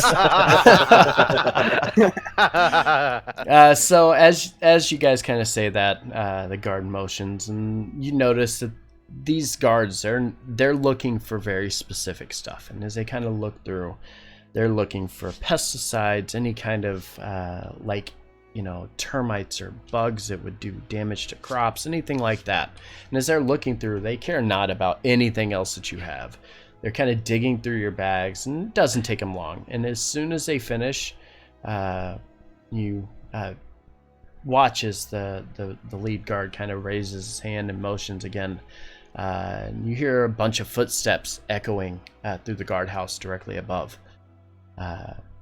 Behind the entryway, you hear the muffled sound of a very large locking mechanism slowly begin to turn. And click, click, click, and then it's accompanied by the sound of the doors opening wide. Though as you look forward, the doors appear to be shut. And a few moments pass, and you hear the same sound again. The locking mechanism. Click, click, this time much louder than the previous time. And followed by that, you can actually witness as the doors actually swing wide. As you kind of step forward and make your way through with the guards accompanying you ahead, you notice there are actually 2 sets of doors that set back to back, giving added protection to keep outsiders from coming within the village. As you protected village. They opened the back one I'm first. impressed. Yes, the one on the back side is opened first before the one on the front side. Huh. Mm-hmm. As you continue beyond the gates, I'll give you a description of the village itself. As you kind of look here, I want to give you a sense of the scale, because your tokens are not going to let you appreciate the sense of scale here. For 2 squares, you will travel a quarter of a mile in 2 squares. That's how big this place is. It's almost 4 miles wide and 6 miles from north to south, just to kind of put it into perspective. The outer walls, as you were entering into this area, the actual pathway goes uphill almost directly straight up. Once it reaches to the town square where you guys are just right in front of, it kind of levels out, and it makes it almost 20 foot from the top of the wall, which on the outside, as you were standing beside the wall itself, it was about 60 foot tall. So the elevation change is 40 foot difference between the outside to the inside.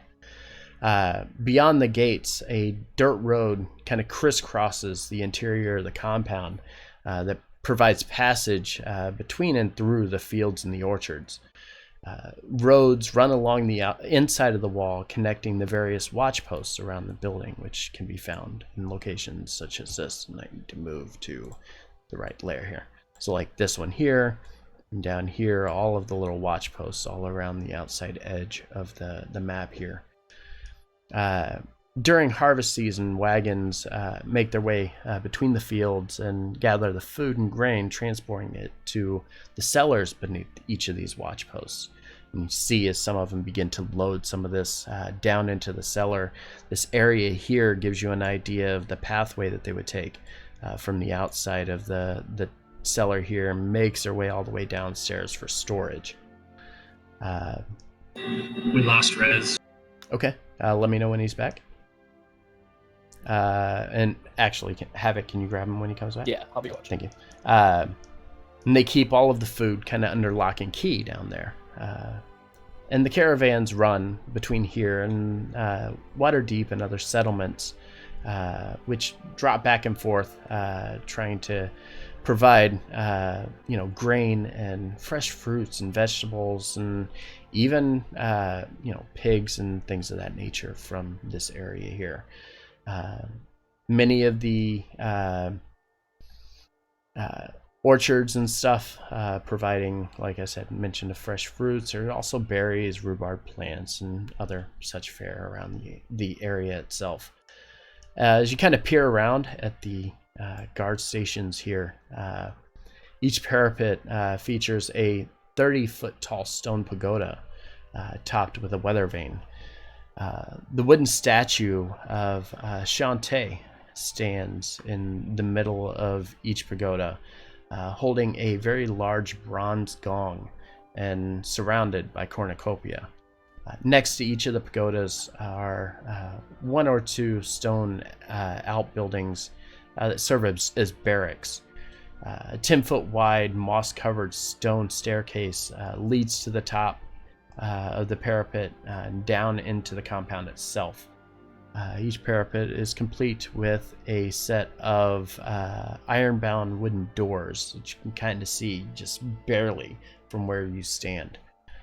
As you begin to pass through the gatehouse, your eyes set foot into the center here of the city at a 20-foot tall wooden statue of Shantae, depiction of a plump, smiling woman standing with her hands on her hips in a garden of golden wheat surrounded by a dirt roundabout.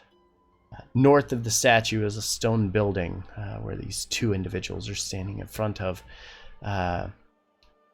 which above hangs a sign that reads, "The Earth Mother's Bounty." As you approach and begin to make your way into the town square, a small female halfling shopkeeper kind of shies away. You got to remember, as you're being escorted through, the guards are literally showing you the path ahead, so they're kind of leading you through the village here. She kind of shies away a bit. However, the handcrafted sign on the corner of the building reads "Seeds in Cornucopia." Standing in front of this small building are two individuals. A human woman wearing a very decorative robe of Shantae, her hair tied back into a bun, and stands almost toe-to-toe with a very blubberous half-orc warrior. The woman poking her finger into the chest of the man as she begins to speak to him, get a very visibly frustrated feel from the woman. The half-orc seemingly brushes her off, a bit dismissive of the comments that she makes, and says, Now, Miss Ling, everything's under control, lass. Don't worry, our walls are damn near reaching the sky at this point. Our guards are the finest the North has to offer. I'm telling you, we'll be fine. Why don't you just run back to the Abbey where you belong? As the orc says this, you watch as the woman's face turns a visible bright red, almost a fire building within her. She suddenly shoves past the man, almost knocking him down, and as the party is being led forward, she kind of brushes right beside Lucas and almost knocks into him, pushing forward, and continues heading down the path immediately, heading away and down into the city proper. As she does, one of the guards kind of looks up, kind of whispers to the one behind him and says, "Do you really think we're as safe as Captain Thunderblade says? I mean, the walls may be tall, but they weaken by the day, and any attack like the last giant attack might be enough to make them tumble." And the second guard beside him kind of looks up and says, "Well, if they do come back, they aren't going to just attack from the Desserin River like they did before. I mean, giants aren't that dumb, are they?" No. We can hear this, right? Mm-hmm. Yeah, you can overhear every conversation that's going on. Okay. So yes, they say that Grenkel's gonna pop in and say, having giant problems? We just came from a town that was destroyed by him. As you say that, yes. The guard standing almost directly beside you says, we've experienced some issues with giants. Not a lot. Roughly a month ago. They didn't do much. Just kind of damaged the outer wall a bit, but we're safe, I believe.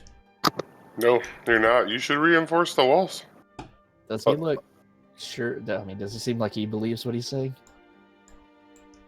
Give me an insight check. Yay, I get to roll something. 15. You can tell he is a little worried. And he says that Grinkle kind of nods, says, yeah, your walls are very large. Most impressive, really, even to a god such as myself. However, they don't stop them from dropping rocks from above from a flying castle.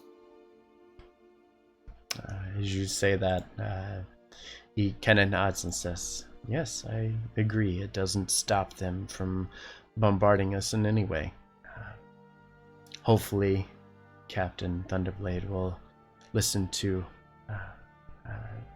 Zai's pleas and do something about it, though can never be certain with him.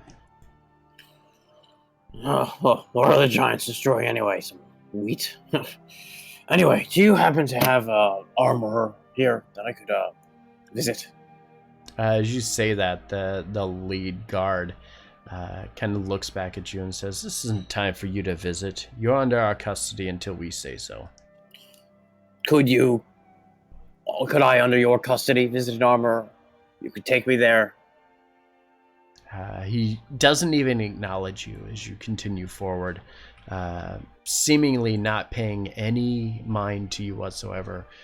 He was given a very specific order and is going to do so.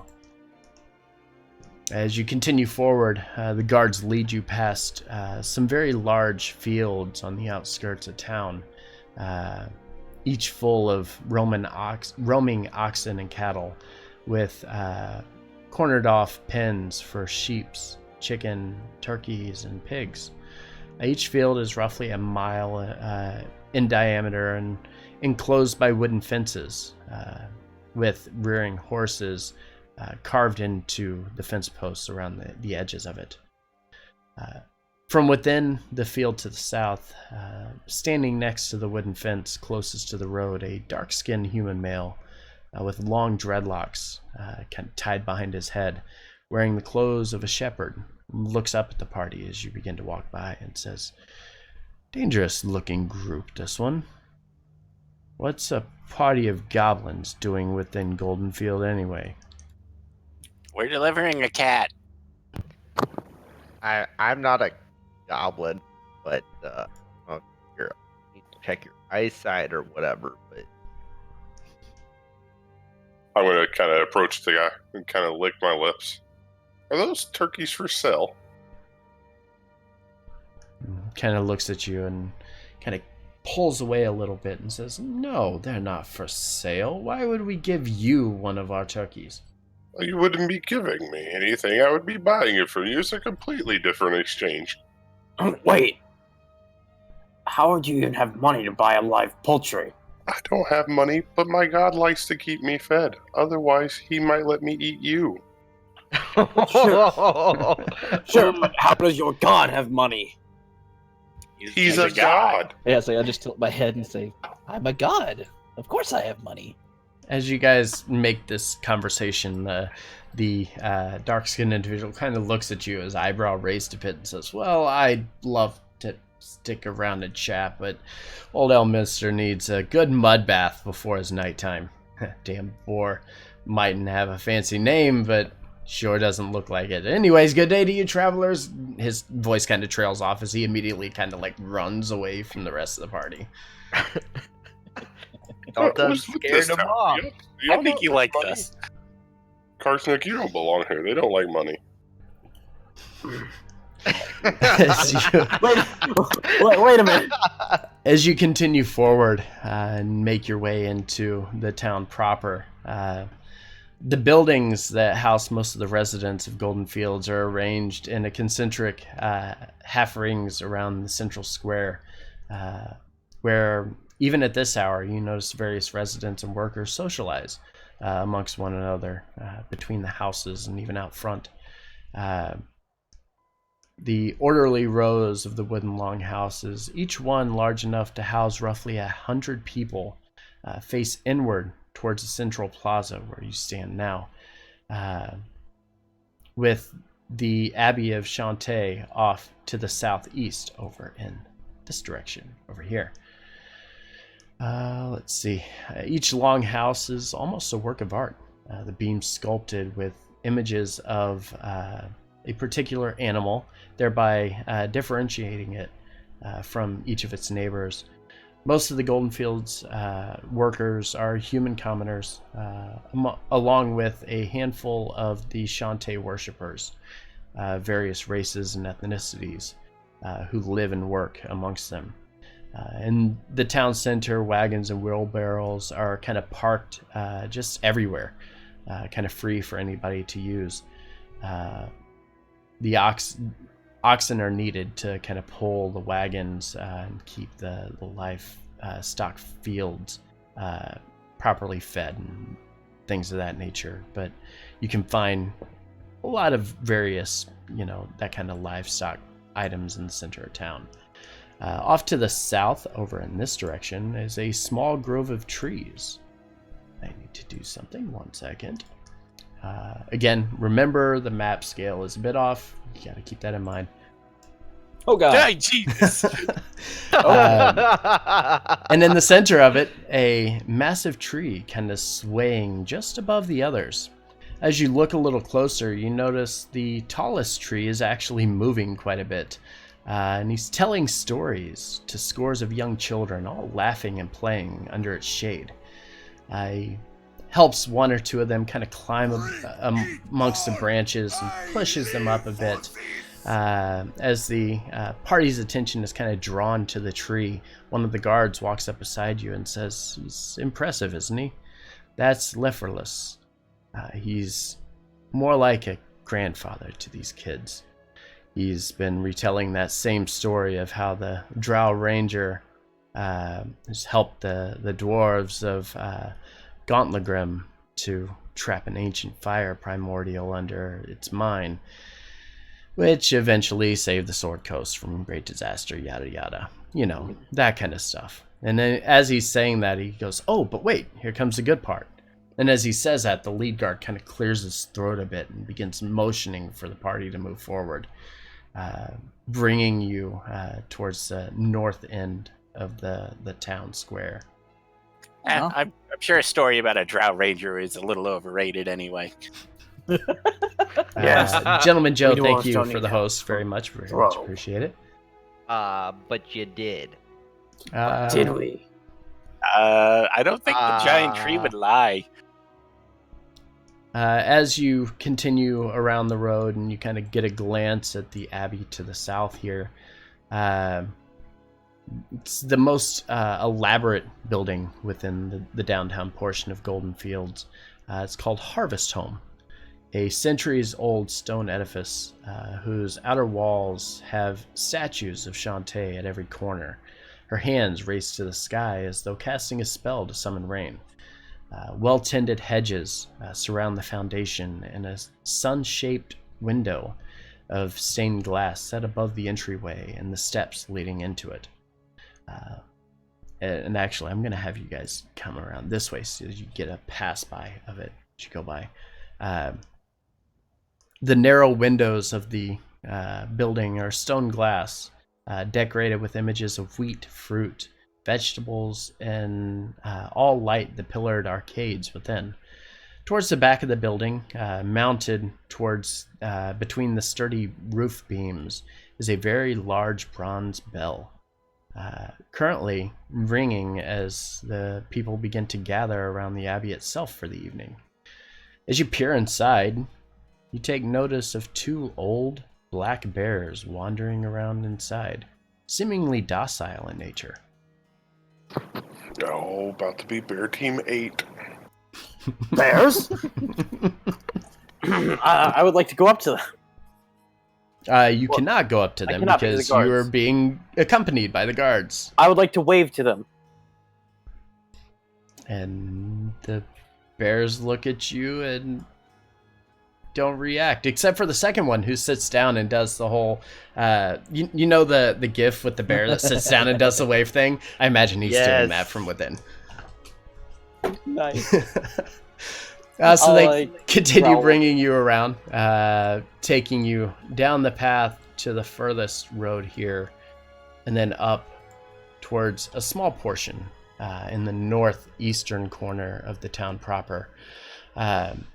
You stand directly in front of a 3-story stone edifice with arched windows that offer a view of the surrounding gardens on the outside. Thin plumes of smoke issue from the many chimneys on rainy days and cold nights, though tonight there's not much smoke to be seen. Life-size statues of rearing horses flank the double doors that lead into the common room. Above these doors hangs a wooden sign that proclaims the name of this grand establishment, the North Furrows Inn. I'll type that out, because, yeah. Or copy paste. There you go. Written in a very fancy script lettering. West of the main building is the stable house, which can hold up to and feed roughly 50 horses. Surrounding the outside of the inn, amongst the other guests and patrons who remain outside to enjoy the beautiful weather, are numerous actors, musicians, acrobats, and other performers from Waterdeep and Daggerford. These spirited folk generally entertain the locals during the afternoon picnics of the town circle, but tonight they decided to bring their performances to the inn itself. I'm going to move you to a new map. Oh boy. 1 second. This one is twice as big. No, not twice as big. 3 times. Alright, so as I mentioned, it is nighttime here, so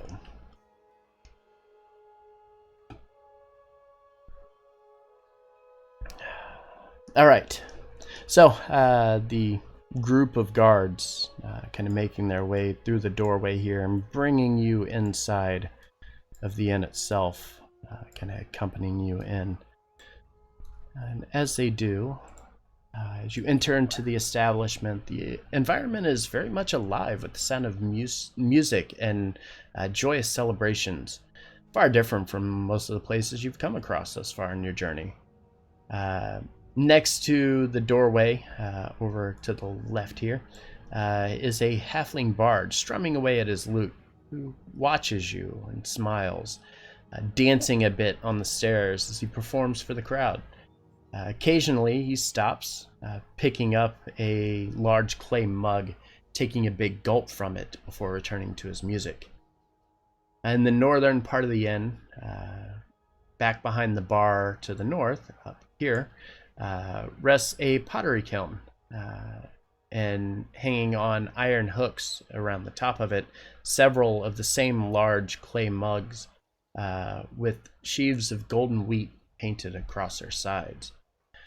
As you enter and begin to head towards the bar, over to your east, you notice 2 young women discussing the recent events of the town amongst themselves.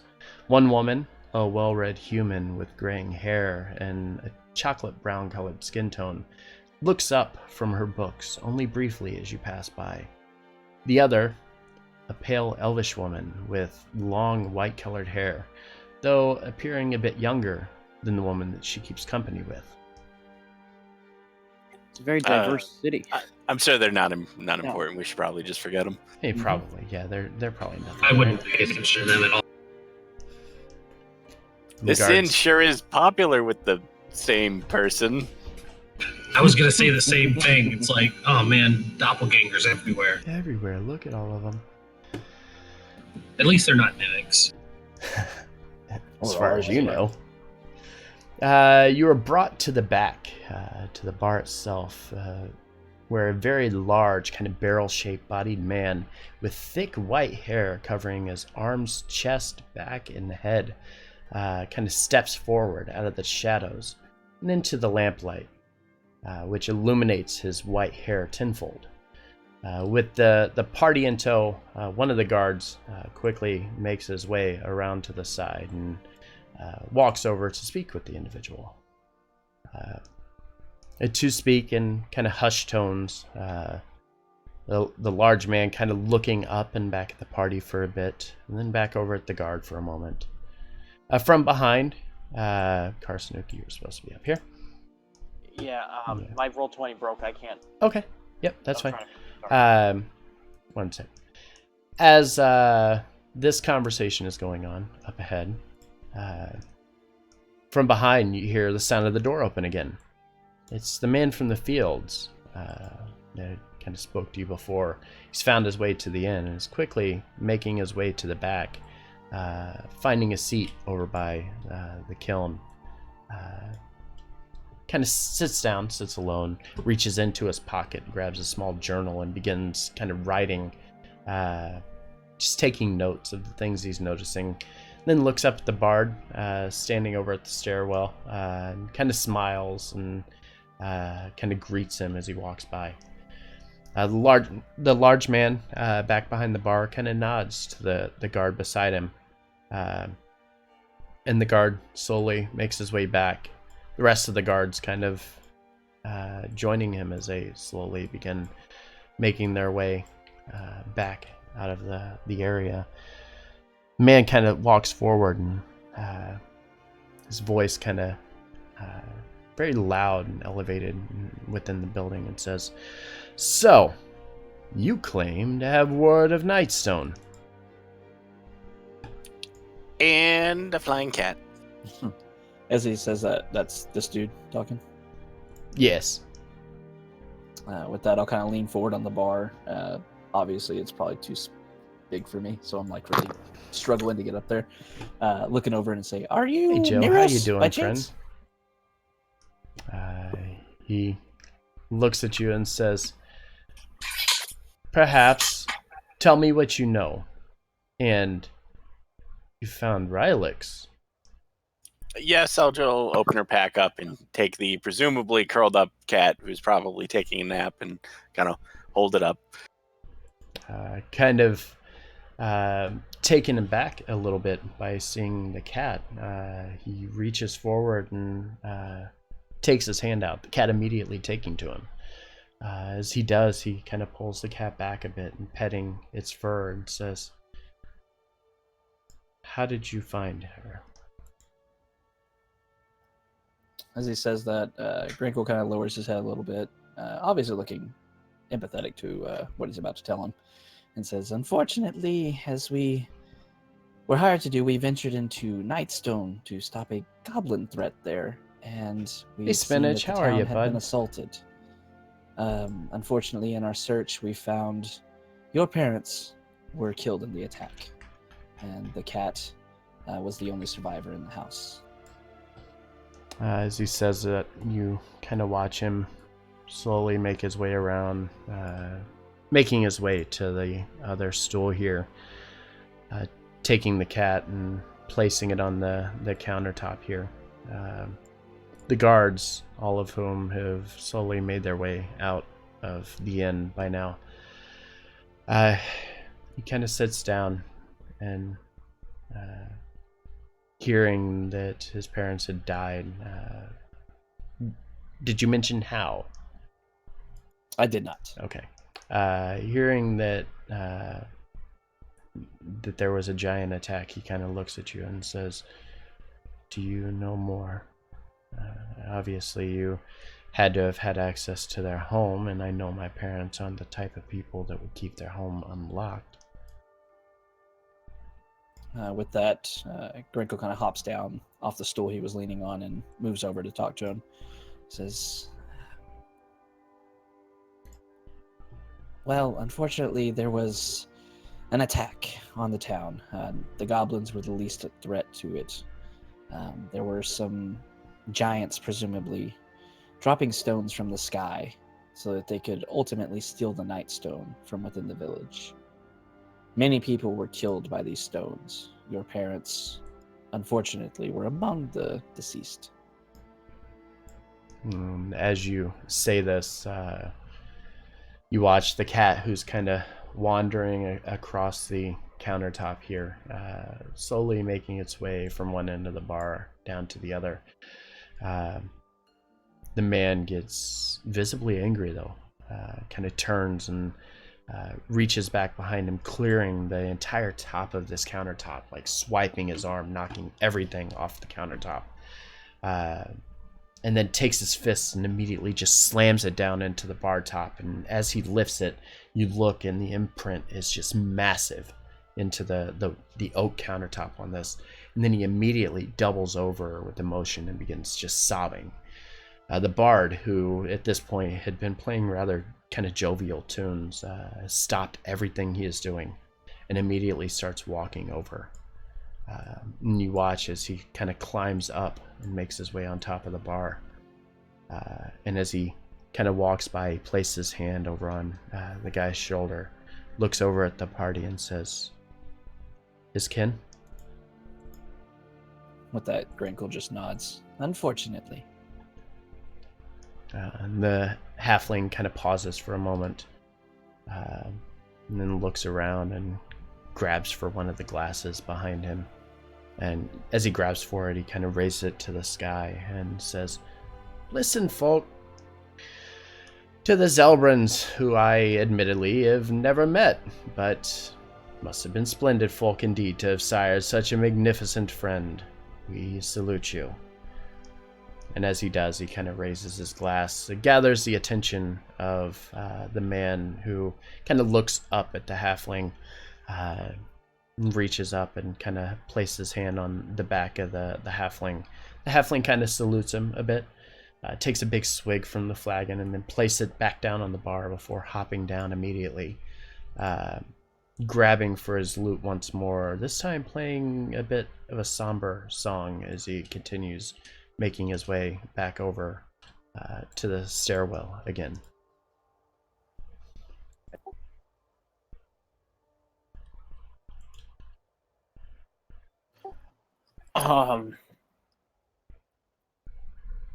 I will slightly step forward. Sir, we are doing what we can to investigate. Do you happen to know anything about the origin of the Nightstone, or what specific giants might be attacking? And he pauses between the loud sobs that were going before, and then now he's kind of brought himself back a little bit. He kind of shakes his head and says, "Well, all I know is one day, roughly a month ago, we had a few giants wade across the river and began hurling rocks at our town. We began pounding the outer walls and alarming our residents, but beyond that, I know nothing of these actions of giants and why they would want a stone from another village. It makes no sense to me." That Grinkle kind of shakes his head. Nor do us. We've been trying to figure out what's happening. It seems that there's unrest with the giant tribes. First the cloud giants and the storm giants, and now what were they that attacked the town? Were they hill giants? Most likely savage brutes. They weren't flying, or they wouldn't have bothered attacking the walls. He kind of nods in Grant Cole's direction and says, "From what we gathered, they were hill giants. Archers on the wall retaliated, kind of ran them off a bit. The giants and goblinoids obviously withdrew to kind of nurse their wounds, but left all of us to wonder when the next attack would come.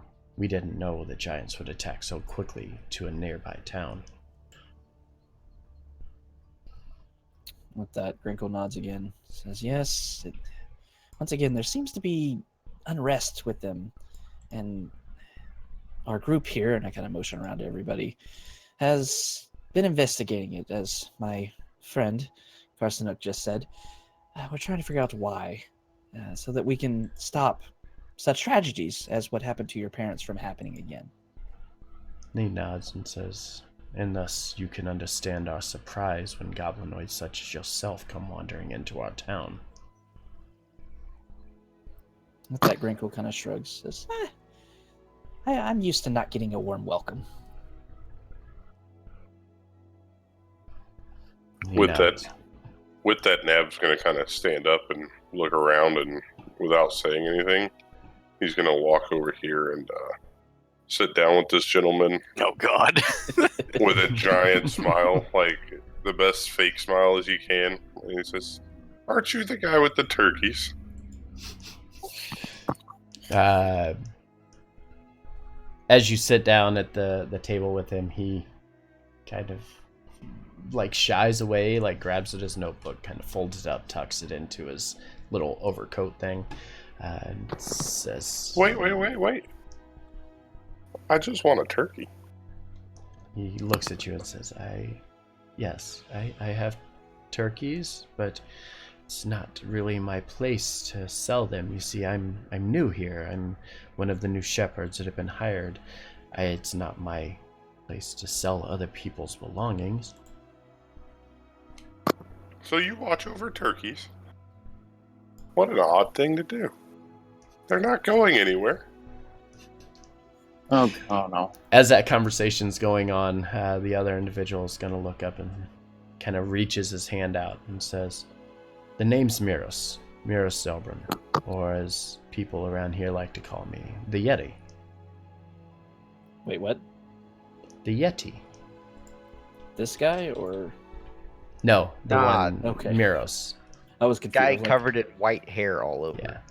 Yeah, okay, that makes much more. I thought you were still in the conversation over there. And No, there's two people named Meryl, so God. No. We just gave like horrible news to the wrong guy. Although that would have been pretty Private hilarious. Ryan. Let's be honest, that would have been pretty great. Oh God, we just gave you the wrong news. No, your parents are fine, but you, on the other hand, I'm sorry, but bad news for you. It's a Saving Private Ryan moment. So yeah, as he introduces himself, Grankle kind of, say he was kind of smiling, seeming a little bit cheerier. He's trying. You can tell it's kind of forced right now, obviously, with the news that he's gotten. Right. So with that, the best grin Grankle can manage, he kind of holds out his little goblin hand and says, "My name is Grunkle, the Feared. Though I have no reason for you. There's no reason for you to fear me.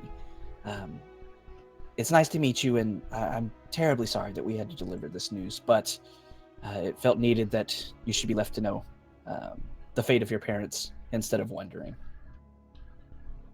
And he nods and says, "Well, I thank you. I don't travel much out of Goldenfields anymore. I've stuck here and made this my home after many years of traveling amongst the carnival. It kind of makes me happy to know that I've been able to make a living here. A reputable living, mind you." As he says that, I kind of look around and say, "Is this your bar?" He smiles and says, "It is indeed. We have the nicest rooms, most spacious and comfortable in all the realm. Food is plenty and delicious, and obviously made with the freshest ingredients on the Sword Coast." I would hope so. You have a giant farm outside. He nods and kind of points at Selja and says, "Indeed, we also have some of the best ale in the Sword Coast as well. Call it the Golden Gulp. If you would like some, I could always pour you a glass." How much? And smiles. With that, I'll turn around and slap Carsonook on the shoulder and say, "Tonight, my friend, it's on me." Yes, I'll take 5. As you say that, Miros kind of smiles and says, No, my friends. The first one is on the house." Even better. Great. Then I'll take up Grankle's deal as well and get a total of 6. Only 6? Kind of light Only for a 6. dwarf. No, this is for the first hour. Oh, okay. That's still pretty light for a dwarf. And you watch as the lady back behind the bar begins to pour a few glasses. She makes her way over, quickly grabbing these flagons that very decorative in nature. The clay ones that were seemingly made from this kiln in the back, and she quickly fills them up and then brings them over, putting them on the bar, only setting down the original group for the group, seemingly kind of overlooking Nav since he wasn't with the rest of the party. You guys make your own cups too? Miros kind of smiles and says, "Indeed I do. That's what the kiln's for. We make these fantastic flagons that you hold in your hand. They're quite fancy, aren't they?" Yeah, pretty fancy. I think it's the first place I've ever been where they make their own mugs this fancy. And he smiles and says, "And you can only find them here unless somebody steals them and sells them on the black market. Who would have guessed there's a black market for trademarked flagons? Certainly not I." There's a That black is the market business for I do want to get everything. As he's saying that, I kind of laugh and then glare daggers at Carsonet. I don't understand. Okay, so as he's saying that, Greco yells at Nav. Nav, they have food here. Quit Did this pestering man- that nice man. Do they have turkey? I don't know. Miros, do you have turkey? And he kind of smiles and he says, "If we have it on this farm, you can have it here. So yes, we definitely Nav have quickly turkey." rushes back over. I'll have one turkey. Just Ignores everything else. Screw this, I want a turkey. He kind of smiles and motions to the woman in the back, who quickly rushes to the back, where they begin preparing food and stuff. He kind of takes your order, sending the service staff back there. Kind of looks over the party and says, "Well, I feel like I know much of your adventures, but you know little of me, or why this cat isn't even important to me." Well, I mean, everybody likes their pets. He's a pretty cool cat. We were going to take him with us until we knew you were alive. Yeah, we didn't want to just leave him in the Nightstone. And he kind of smiles and says, "And I'm very appreciative of that. You see, this cat has been with me for quite some time. He was with me when I traveled with the caravan, and now that I'm the owner of this establishment and one of the oldest members of the Fellowship of Innkeepers in Waterdeep, I had him through thick and thin. It was until I finally gathered my footing within the city and was able to make my way. I didn't have enough time to be able to dedicate to poor relics as much as I would have liked. I'm thankful that you brought him here. It brings me much peace, knowing that he's here and was with my parents until the end." With that, Grinkle kind of walks up and nods, grabbing one of these flagons, taking a drink, and says, "Well, I'm glad that the cat is back with you, and you're very appreciative of it. Makes all of this worth it. And rest assured, if you need anything from us, just ask. Don't hesitate to ask us." And he kind of nods and says, "Very well. I don't know that we have much more to offer, but at this point you're free to explore as you choose. Make your way around the city, get a feel for everything. There's a lot to see and do here within Goldenfields."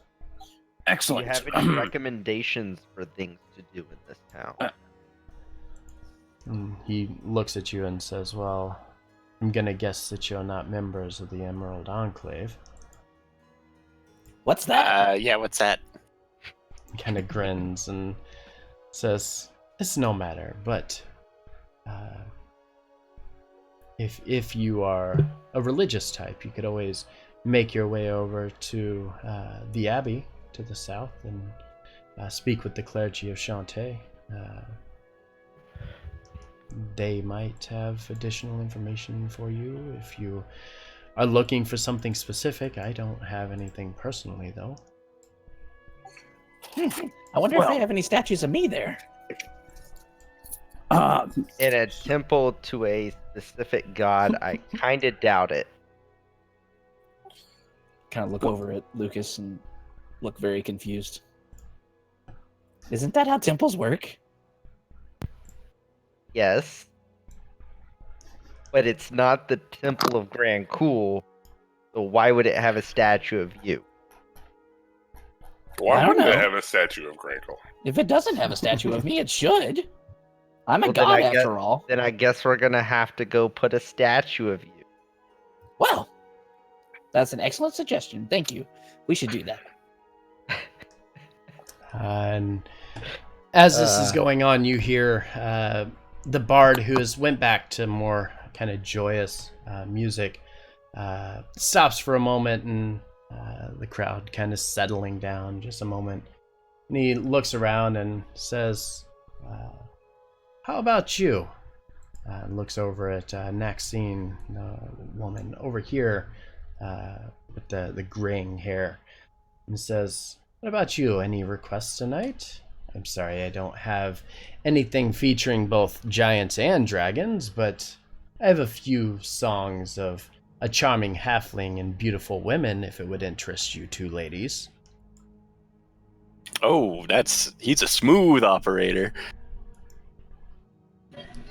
Do you know the one about the bear and the lady? He kind of thinks for a second, kind of grabs at his chin. No, but I have something even better. And immediately begins to start playing once again. As he does, the kind of sheepish woman, kind of as she was looking up from her book just over her glasses, looks over at her company and says, I gotta tell you, I really wish for just a little peace and quiet from that man. But he seems quite taken with you. Yes, as many people here. Miros was the same way when he first met me. Oh, well, I'm sure he got his nickname for a reason. No. Okay. He's a beast. Yeah. Okay. Okay.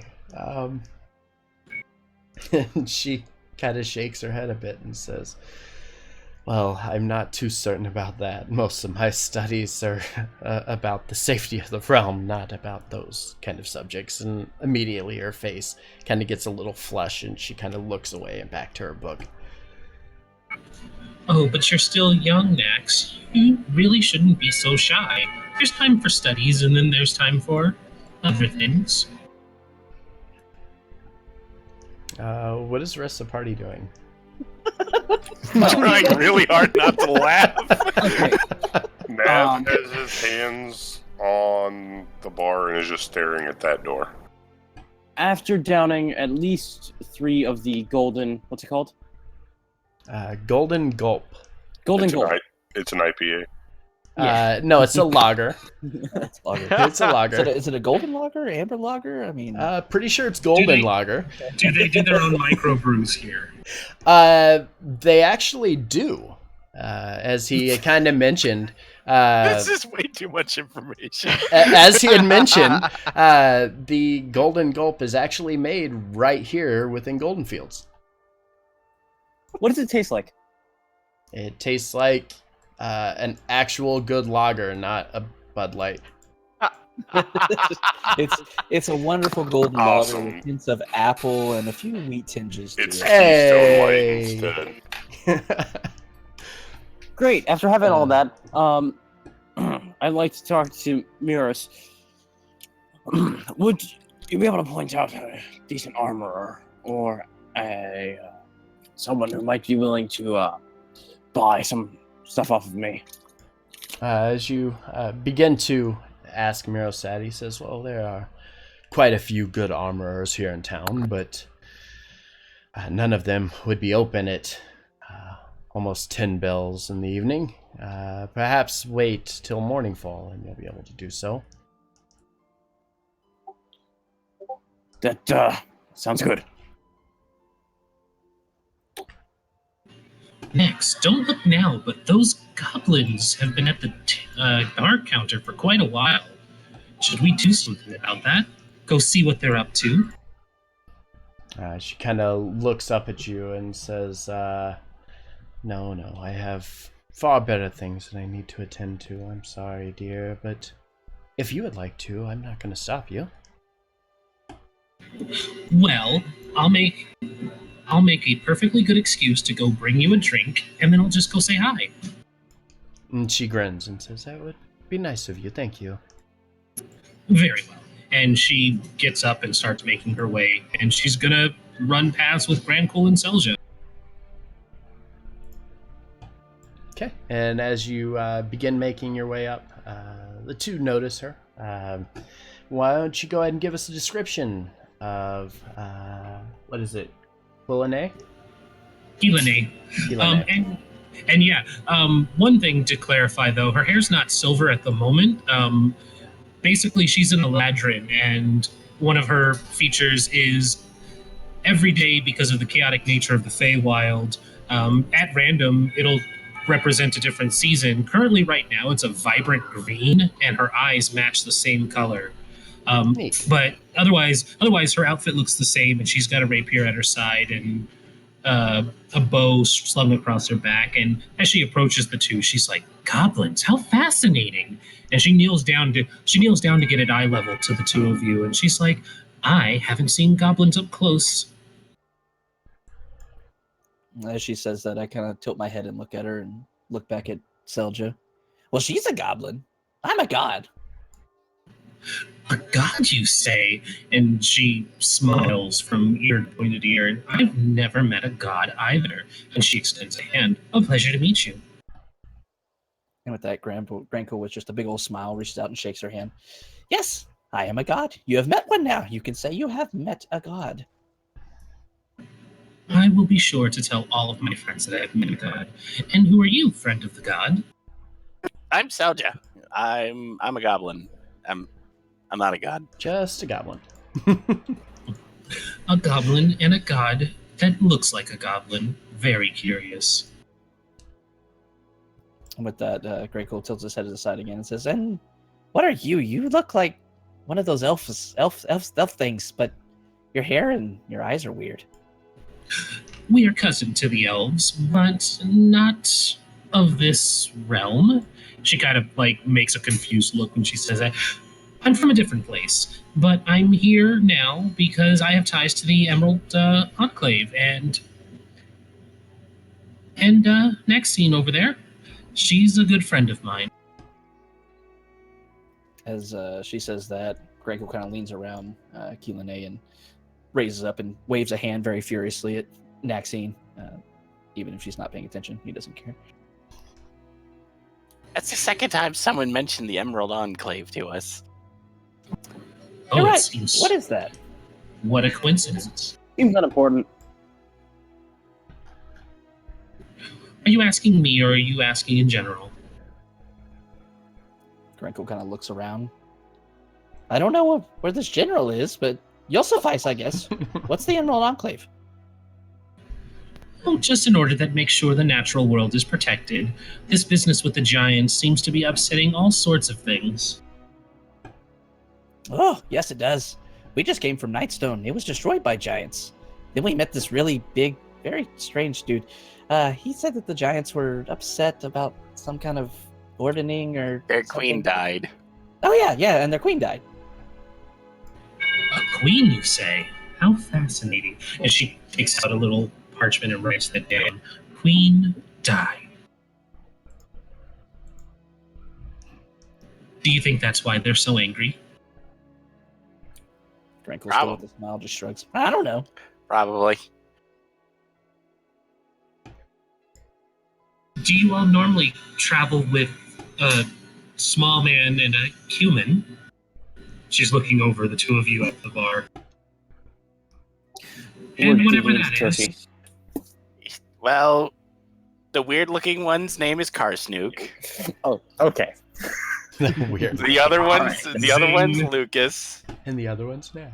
And the other one's Nav. Nav's probably my favorite of the three, but don't tell Lucas that. Nav's my follower. And Nav is the one on the left. Yes, he's a bugbear. Fascinating. Between Nav, you and Nav me, hearing I his think name, turns around and just smiles with a turkey leg. See?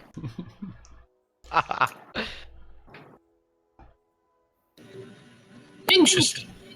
So, what brings you all to Goldenfield? We were bringing a cat over to Miros and telling him news about his parents.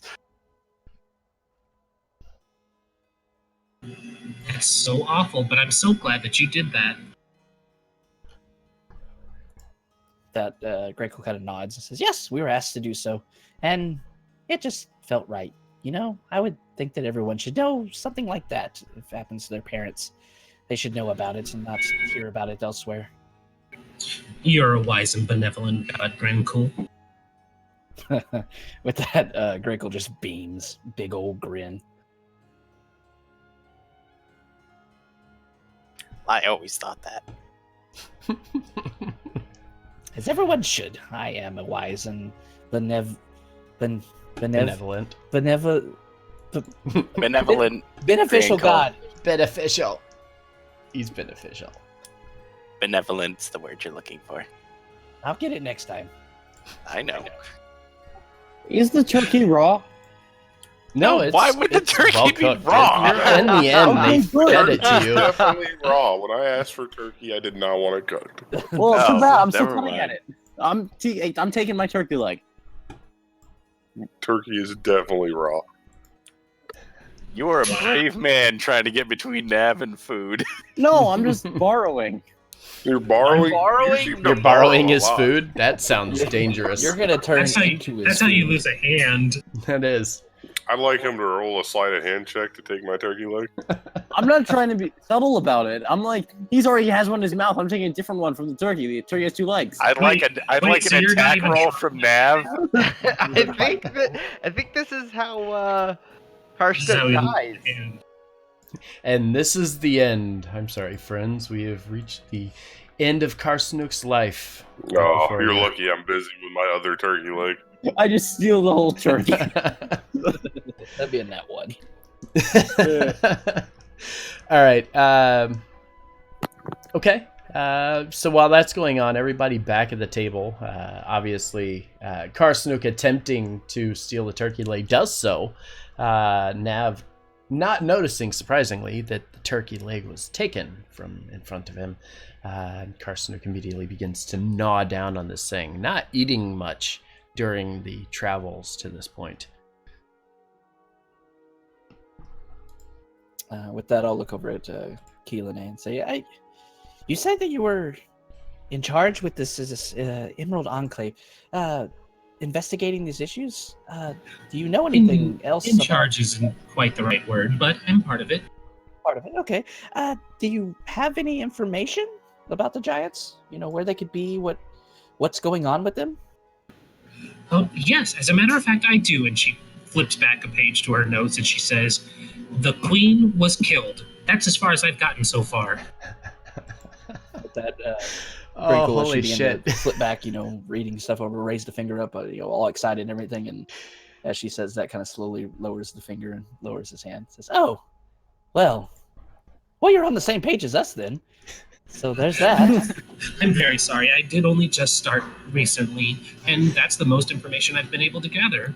Like recently, as in a minute ago.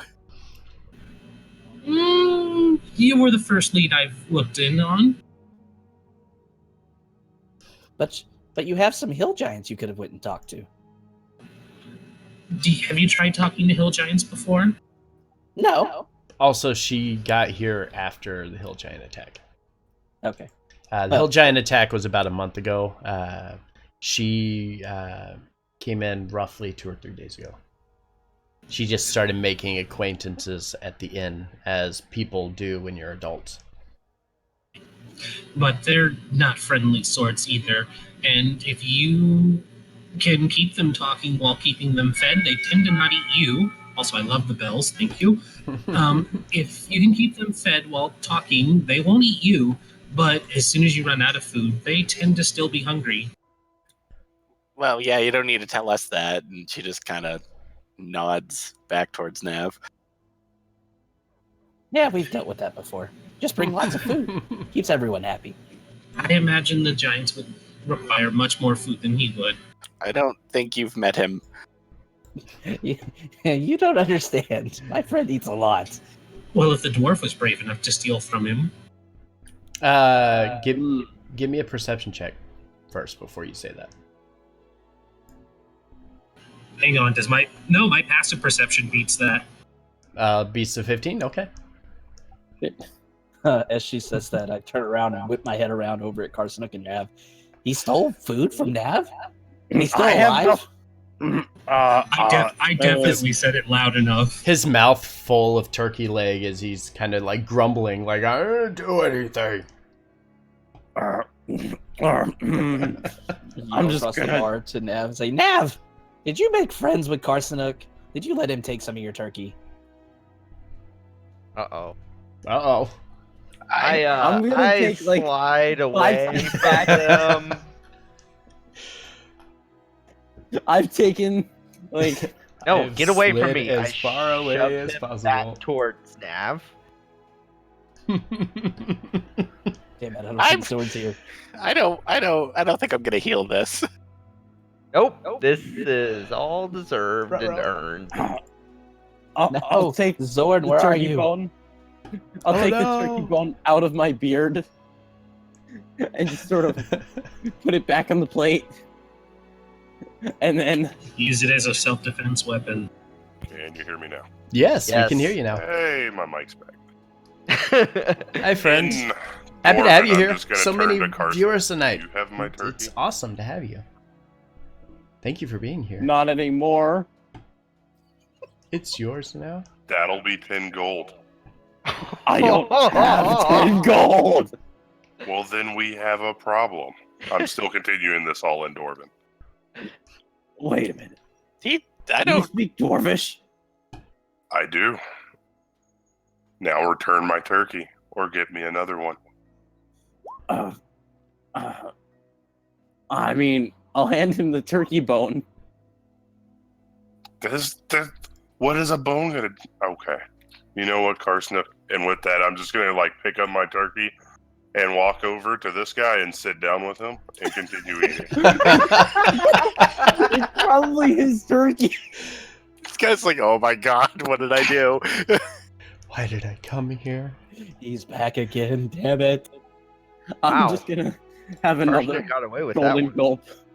You guys notice Oh dear. as the time continues to pass here, more and more people begin to slowly make their way out of the inn, heading back to their homes, preparing for their night's sleep, as it were, as it's still a work day for them in the morning.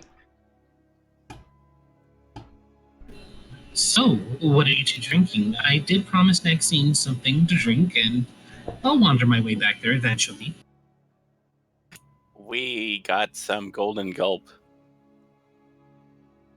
With that, the one hand that was kind of barely holding up this flagon holds it up towards Keelan. Says, yes, it's very tasty. You should try some. I think I'll do that. Would you join me? With that, Grinkle kind of looks over at Seldra and shrugs. Sure, why not? You're very friendly for a god and a goblin. I've always heard such bad things about goblins. I'm really surprised you're so pleasant. As you say that, kind of conspiratorially, Grinkle leans over and kind of cups a hand towards her and says, all of the things you've heard are not true. They are true. Well, no, they're not true. No, we're pretty bad. But I'm a god. She's a goblin. Oh, well, I suppose I'll judge on an individual basis then. As you should for everyone. And with that, Great Cool will take back off over here. As you As guys soon as Keelan, go ahead. as soon as Keelan shows up at the bar, I leave. Okay. Don't want Nav, people. as you make your way back Hello, over Mr. here. Oh, okay, bye. As you make your way back over to the side over here where the individual is sitting from before, he kind of looks at you and says, "Guess you're not going to give me much of a choice whether I talk to you or not, are you?" I'm gonna look up at him and just, you miss one turkey, Shepherd. And no talking while we're eating. And I'm not gonna keep eating. Yeah. You missed Damn. that turkey. All right. Miros, Yep. Go ahead. Sorry. would you be able to provide us some lodging for the night? Or would you be able to point out a place where we would? We don't have much of a place to stay. He nods and says, "Of course, you have done me a kindness bringing me word of my parents, despite how devastating it might be for me.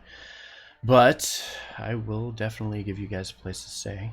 Give you several rooms, actually. Second floor of this inn, there are about 5 sizably large rooms that you guys are welcome to take. As many to a room as you need. It doesn't matter to me. Should be able to call it a night there." Thank you, sir. And I'll take 3 more mugs of the Golden Gulp and head upstairs. Okay. Who's paying for that? See, Grand always Cool. so moody. Yeah, Great Cool's going to pay for everything because he's been Grand Cool's affording paying Okay. for it. all the I've money. been Okay. banking on that for the entire night. Okay. So yeah, you take your stuff and begin to head upstairs. Make your way past the halfling who kind of nods at you as you go by. Ah, What are the I'll rest lick of you a guys grunt. doing? Good evening. Oh! I have an idea. She's gonna wave down the halfling bard. As such, he quickly makes his way over and walks up to you and says, "Fair lady, what can I do for you?" Can you? Sorry, door chime. Do you know the one about? She thinks for a moment. There was a song about a civil war that was going on. Do you know that one? Hey!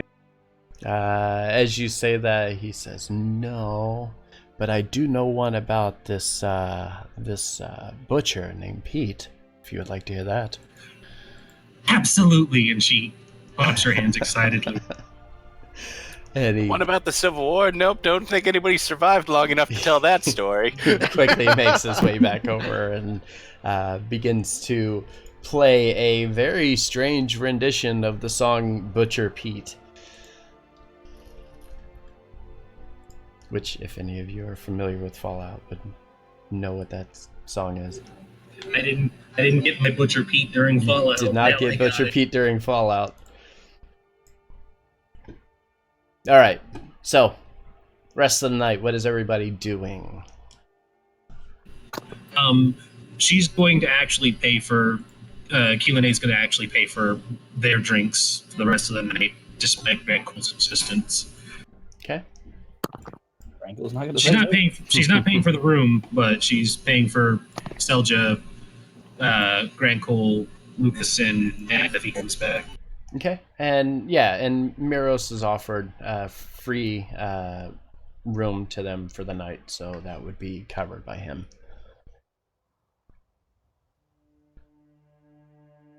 Yeah, so as we're sitting around drinking and everything, kind of chilling out at the bar, Great Cool will turn over towards Keelan and say, "So, this Emerald Enclave, how did you become a part of it?" Well, I'm on a bit of a sabbatical from the Feywild, and so when I arrived here, they were just the first place that I could meet up with anybody much like myself. Many elves are a part of it, and so it just felt natural to help out here. And they're trying to figure out about the giants, are they? They're one of the groups that are concerned about it, yes. They're looking to make sure that the natural world is preserved. The ordning is a bad thing. Sorry, I assumed that I knew that. The giants attacking would be a really bad thing. They're very destructive in their nature whenever they decide that they want to come down and start shaking things up. Oh, we know. We saw what happened to Nightstone, unfortunately. There wasn't much left of the village. Oh dear, what happened there? Rocks fell. Everyone died. Yeah, pretty much. Oh, that's not good at all. It was unfortunate. And they killed our employer, too, which was even more unfortunate. As this is going on, I need everybody downstairs to give me a perception check, please.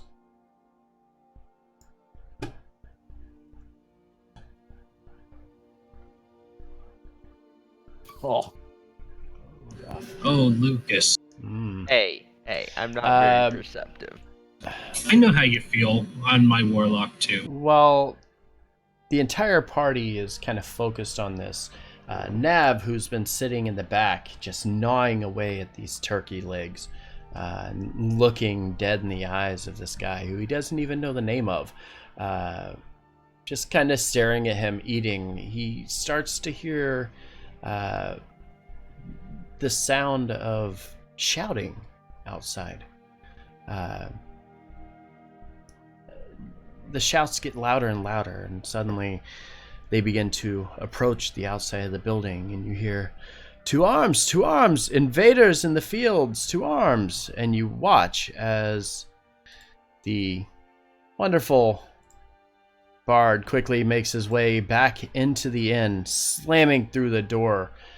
As he does, it kind of echoes and reverberates through the chambers, and you watch as Miros and Noxine and the individual that you don't know the name of quickly stand up as he charges through, out of breath as he does, and watches everybody kind of gathers around over here, quickly coming over to see what's going on. As they do, they approach. Miros kind of walks up and says, "Oren, slow down and tell us what you saw." And he's kind of panting and just doubled over, his hands on his knees, and he says, "I was walking through town square and nothing out of the ordinary, just speaking with the pretty ladies and playing my lute, and it's when I saw bugbears and goblins, and I watched an ogre crush the skull of one of the farmers by his bare hands."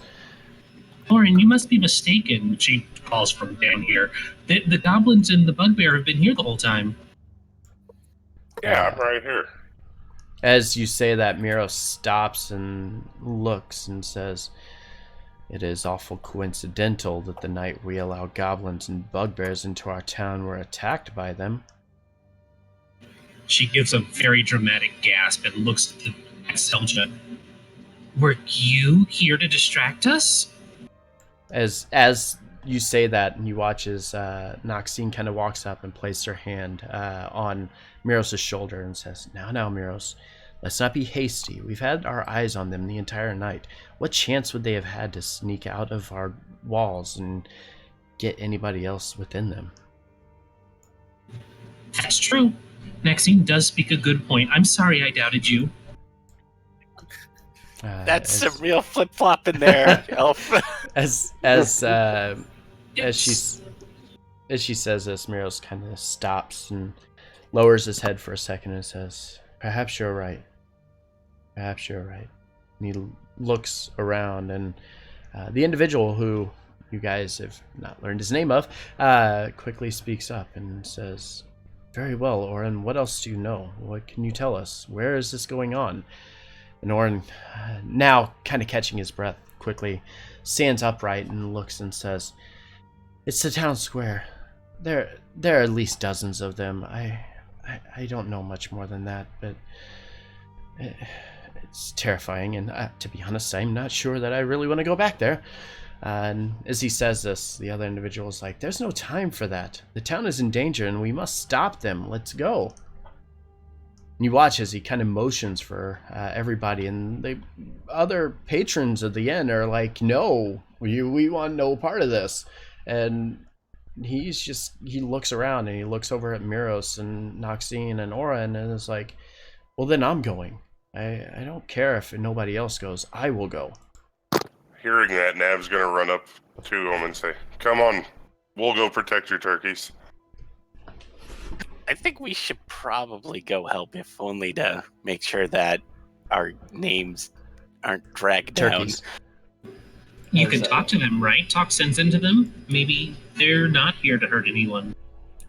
As Kilane says that, Twinkle kind of raises a hand and shakes it back and forth. Goblins aren't the most receptive to talk, unfortunately. But we'll give it a good shot.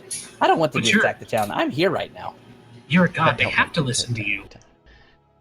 Not everybody listens to gods. A god. With that, she'll draw her sword. Well, if they won't listen to a god, maybe they'll listen to good steel. Nav, go get Karsnook. Nav's think just he's gonna the one you yell at the wanted to- top of his lungs for Karsnook. Karsnook. Actually, give me a Advantage. performance check. Nav, give me a performance check. Let's see if you yell loud enough. Karsnook up at the top of this, from the top of the stairs, you hear Nav quickly shouting and trying to get your attention to come back down. I'll groggily come back downstairs because I was probably trying to get ready to sleep. Do you have my 10 gold? No. Okay, well then come on, you're gonna earn it. The town's Wait, under attack. We really? need to help it. Do we get money? No, you're gonna earn the 10 gold you owe me. You and me and the turkey shepherd are gonna protect his turkey. And then, but he'll. Oh, fine. With that, we'll move back to the map. Oh, the dwarf is joining us. Hi, Mr. Dwarf. So as you make your way outside, and I need to move that, hold on. Okay, so you make your way outside. Miros and the party, kind of quickly leading the way around, lead you over to the cross in the road and then turn south. And as you're kind of making your way out, you notice that you're running past all of the citizens who are heading the opposite way of you. As you turn and head south, you can make out what appears to be a large pack of beasts, several goblins, bugbears, and a couple of ogres, which have appeared to make up the majority of the beings in the town square. Oh, Jesus. Oh, boy. As you are traveling towards the town square and you make your way around, quickly bump into Xiling, the woman who you had previously ran into when you first approached into the village. She looks up, bumping into Miro specifically. She wasn't quite paying attention.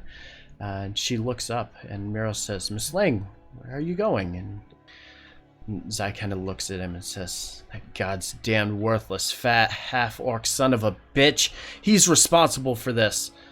The abbot and I have been telling him since the last attack that the wall at the south needs repaired, and he has done nothing to solve this. And she kind of just frantically begins to run by, and Miros grabs onto her and holds the back of her shirt and says, Z, there's no time. If the town's alarms haven't been sounded, that means that they haven't heard Orin's calls, and that means that the guards aren't prepared for this. Is there any way you can maybe make it to the abbey and ring the service bell? And she says, well, I don't know.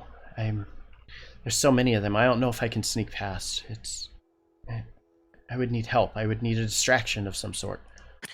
Funny you should ask for that. I think we could do that. She nods to Selja as they both chime in. Okay. We're really good at being a distraction. Can be distractions. F. Unless you want right. help getting to the bell tower. So yeah, she kind of nods and says, "That's kind of the plan. If we can make it past town square, I can make it down to the Abbey, and then when I get to the Abbey, I can climb the bell tower, and I can ring the bell, and hopefully let the alarm out so that the guards will help us." That Grinkle nods. That sounds like a great idea. Okay, we'll take care of it for you. Follow us. Did you not get enough to drink? I've heard that dwarves get really grumpy when they don't drink enough.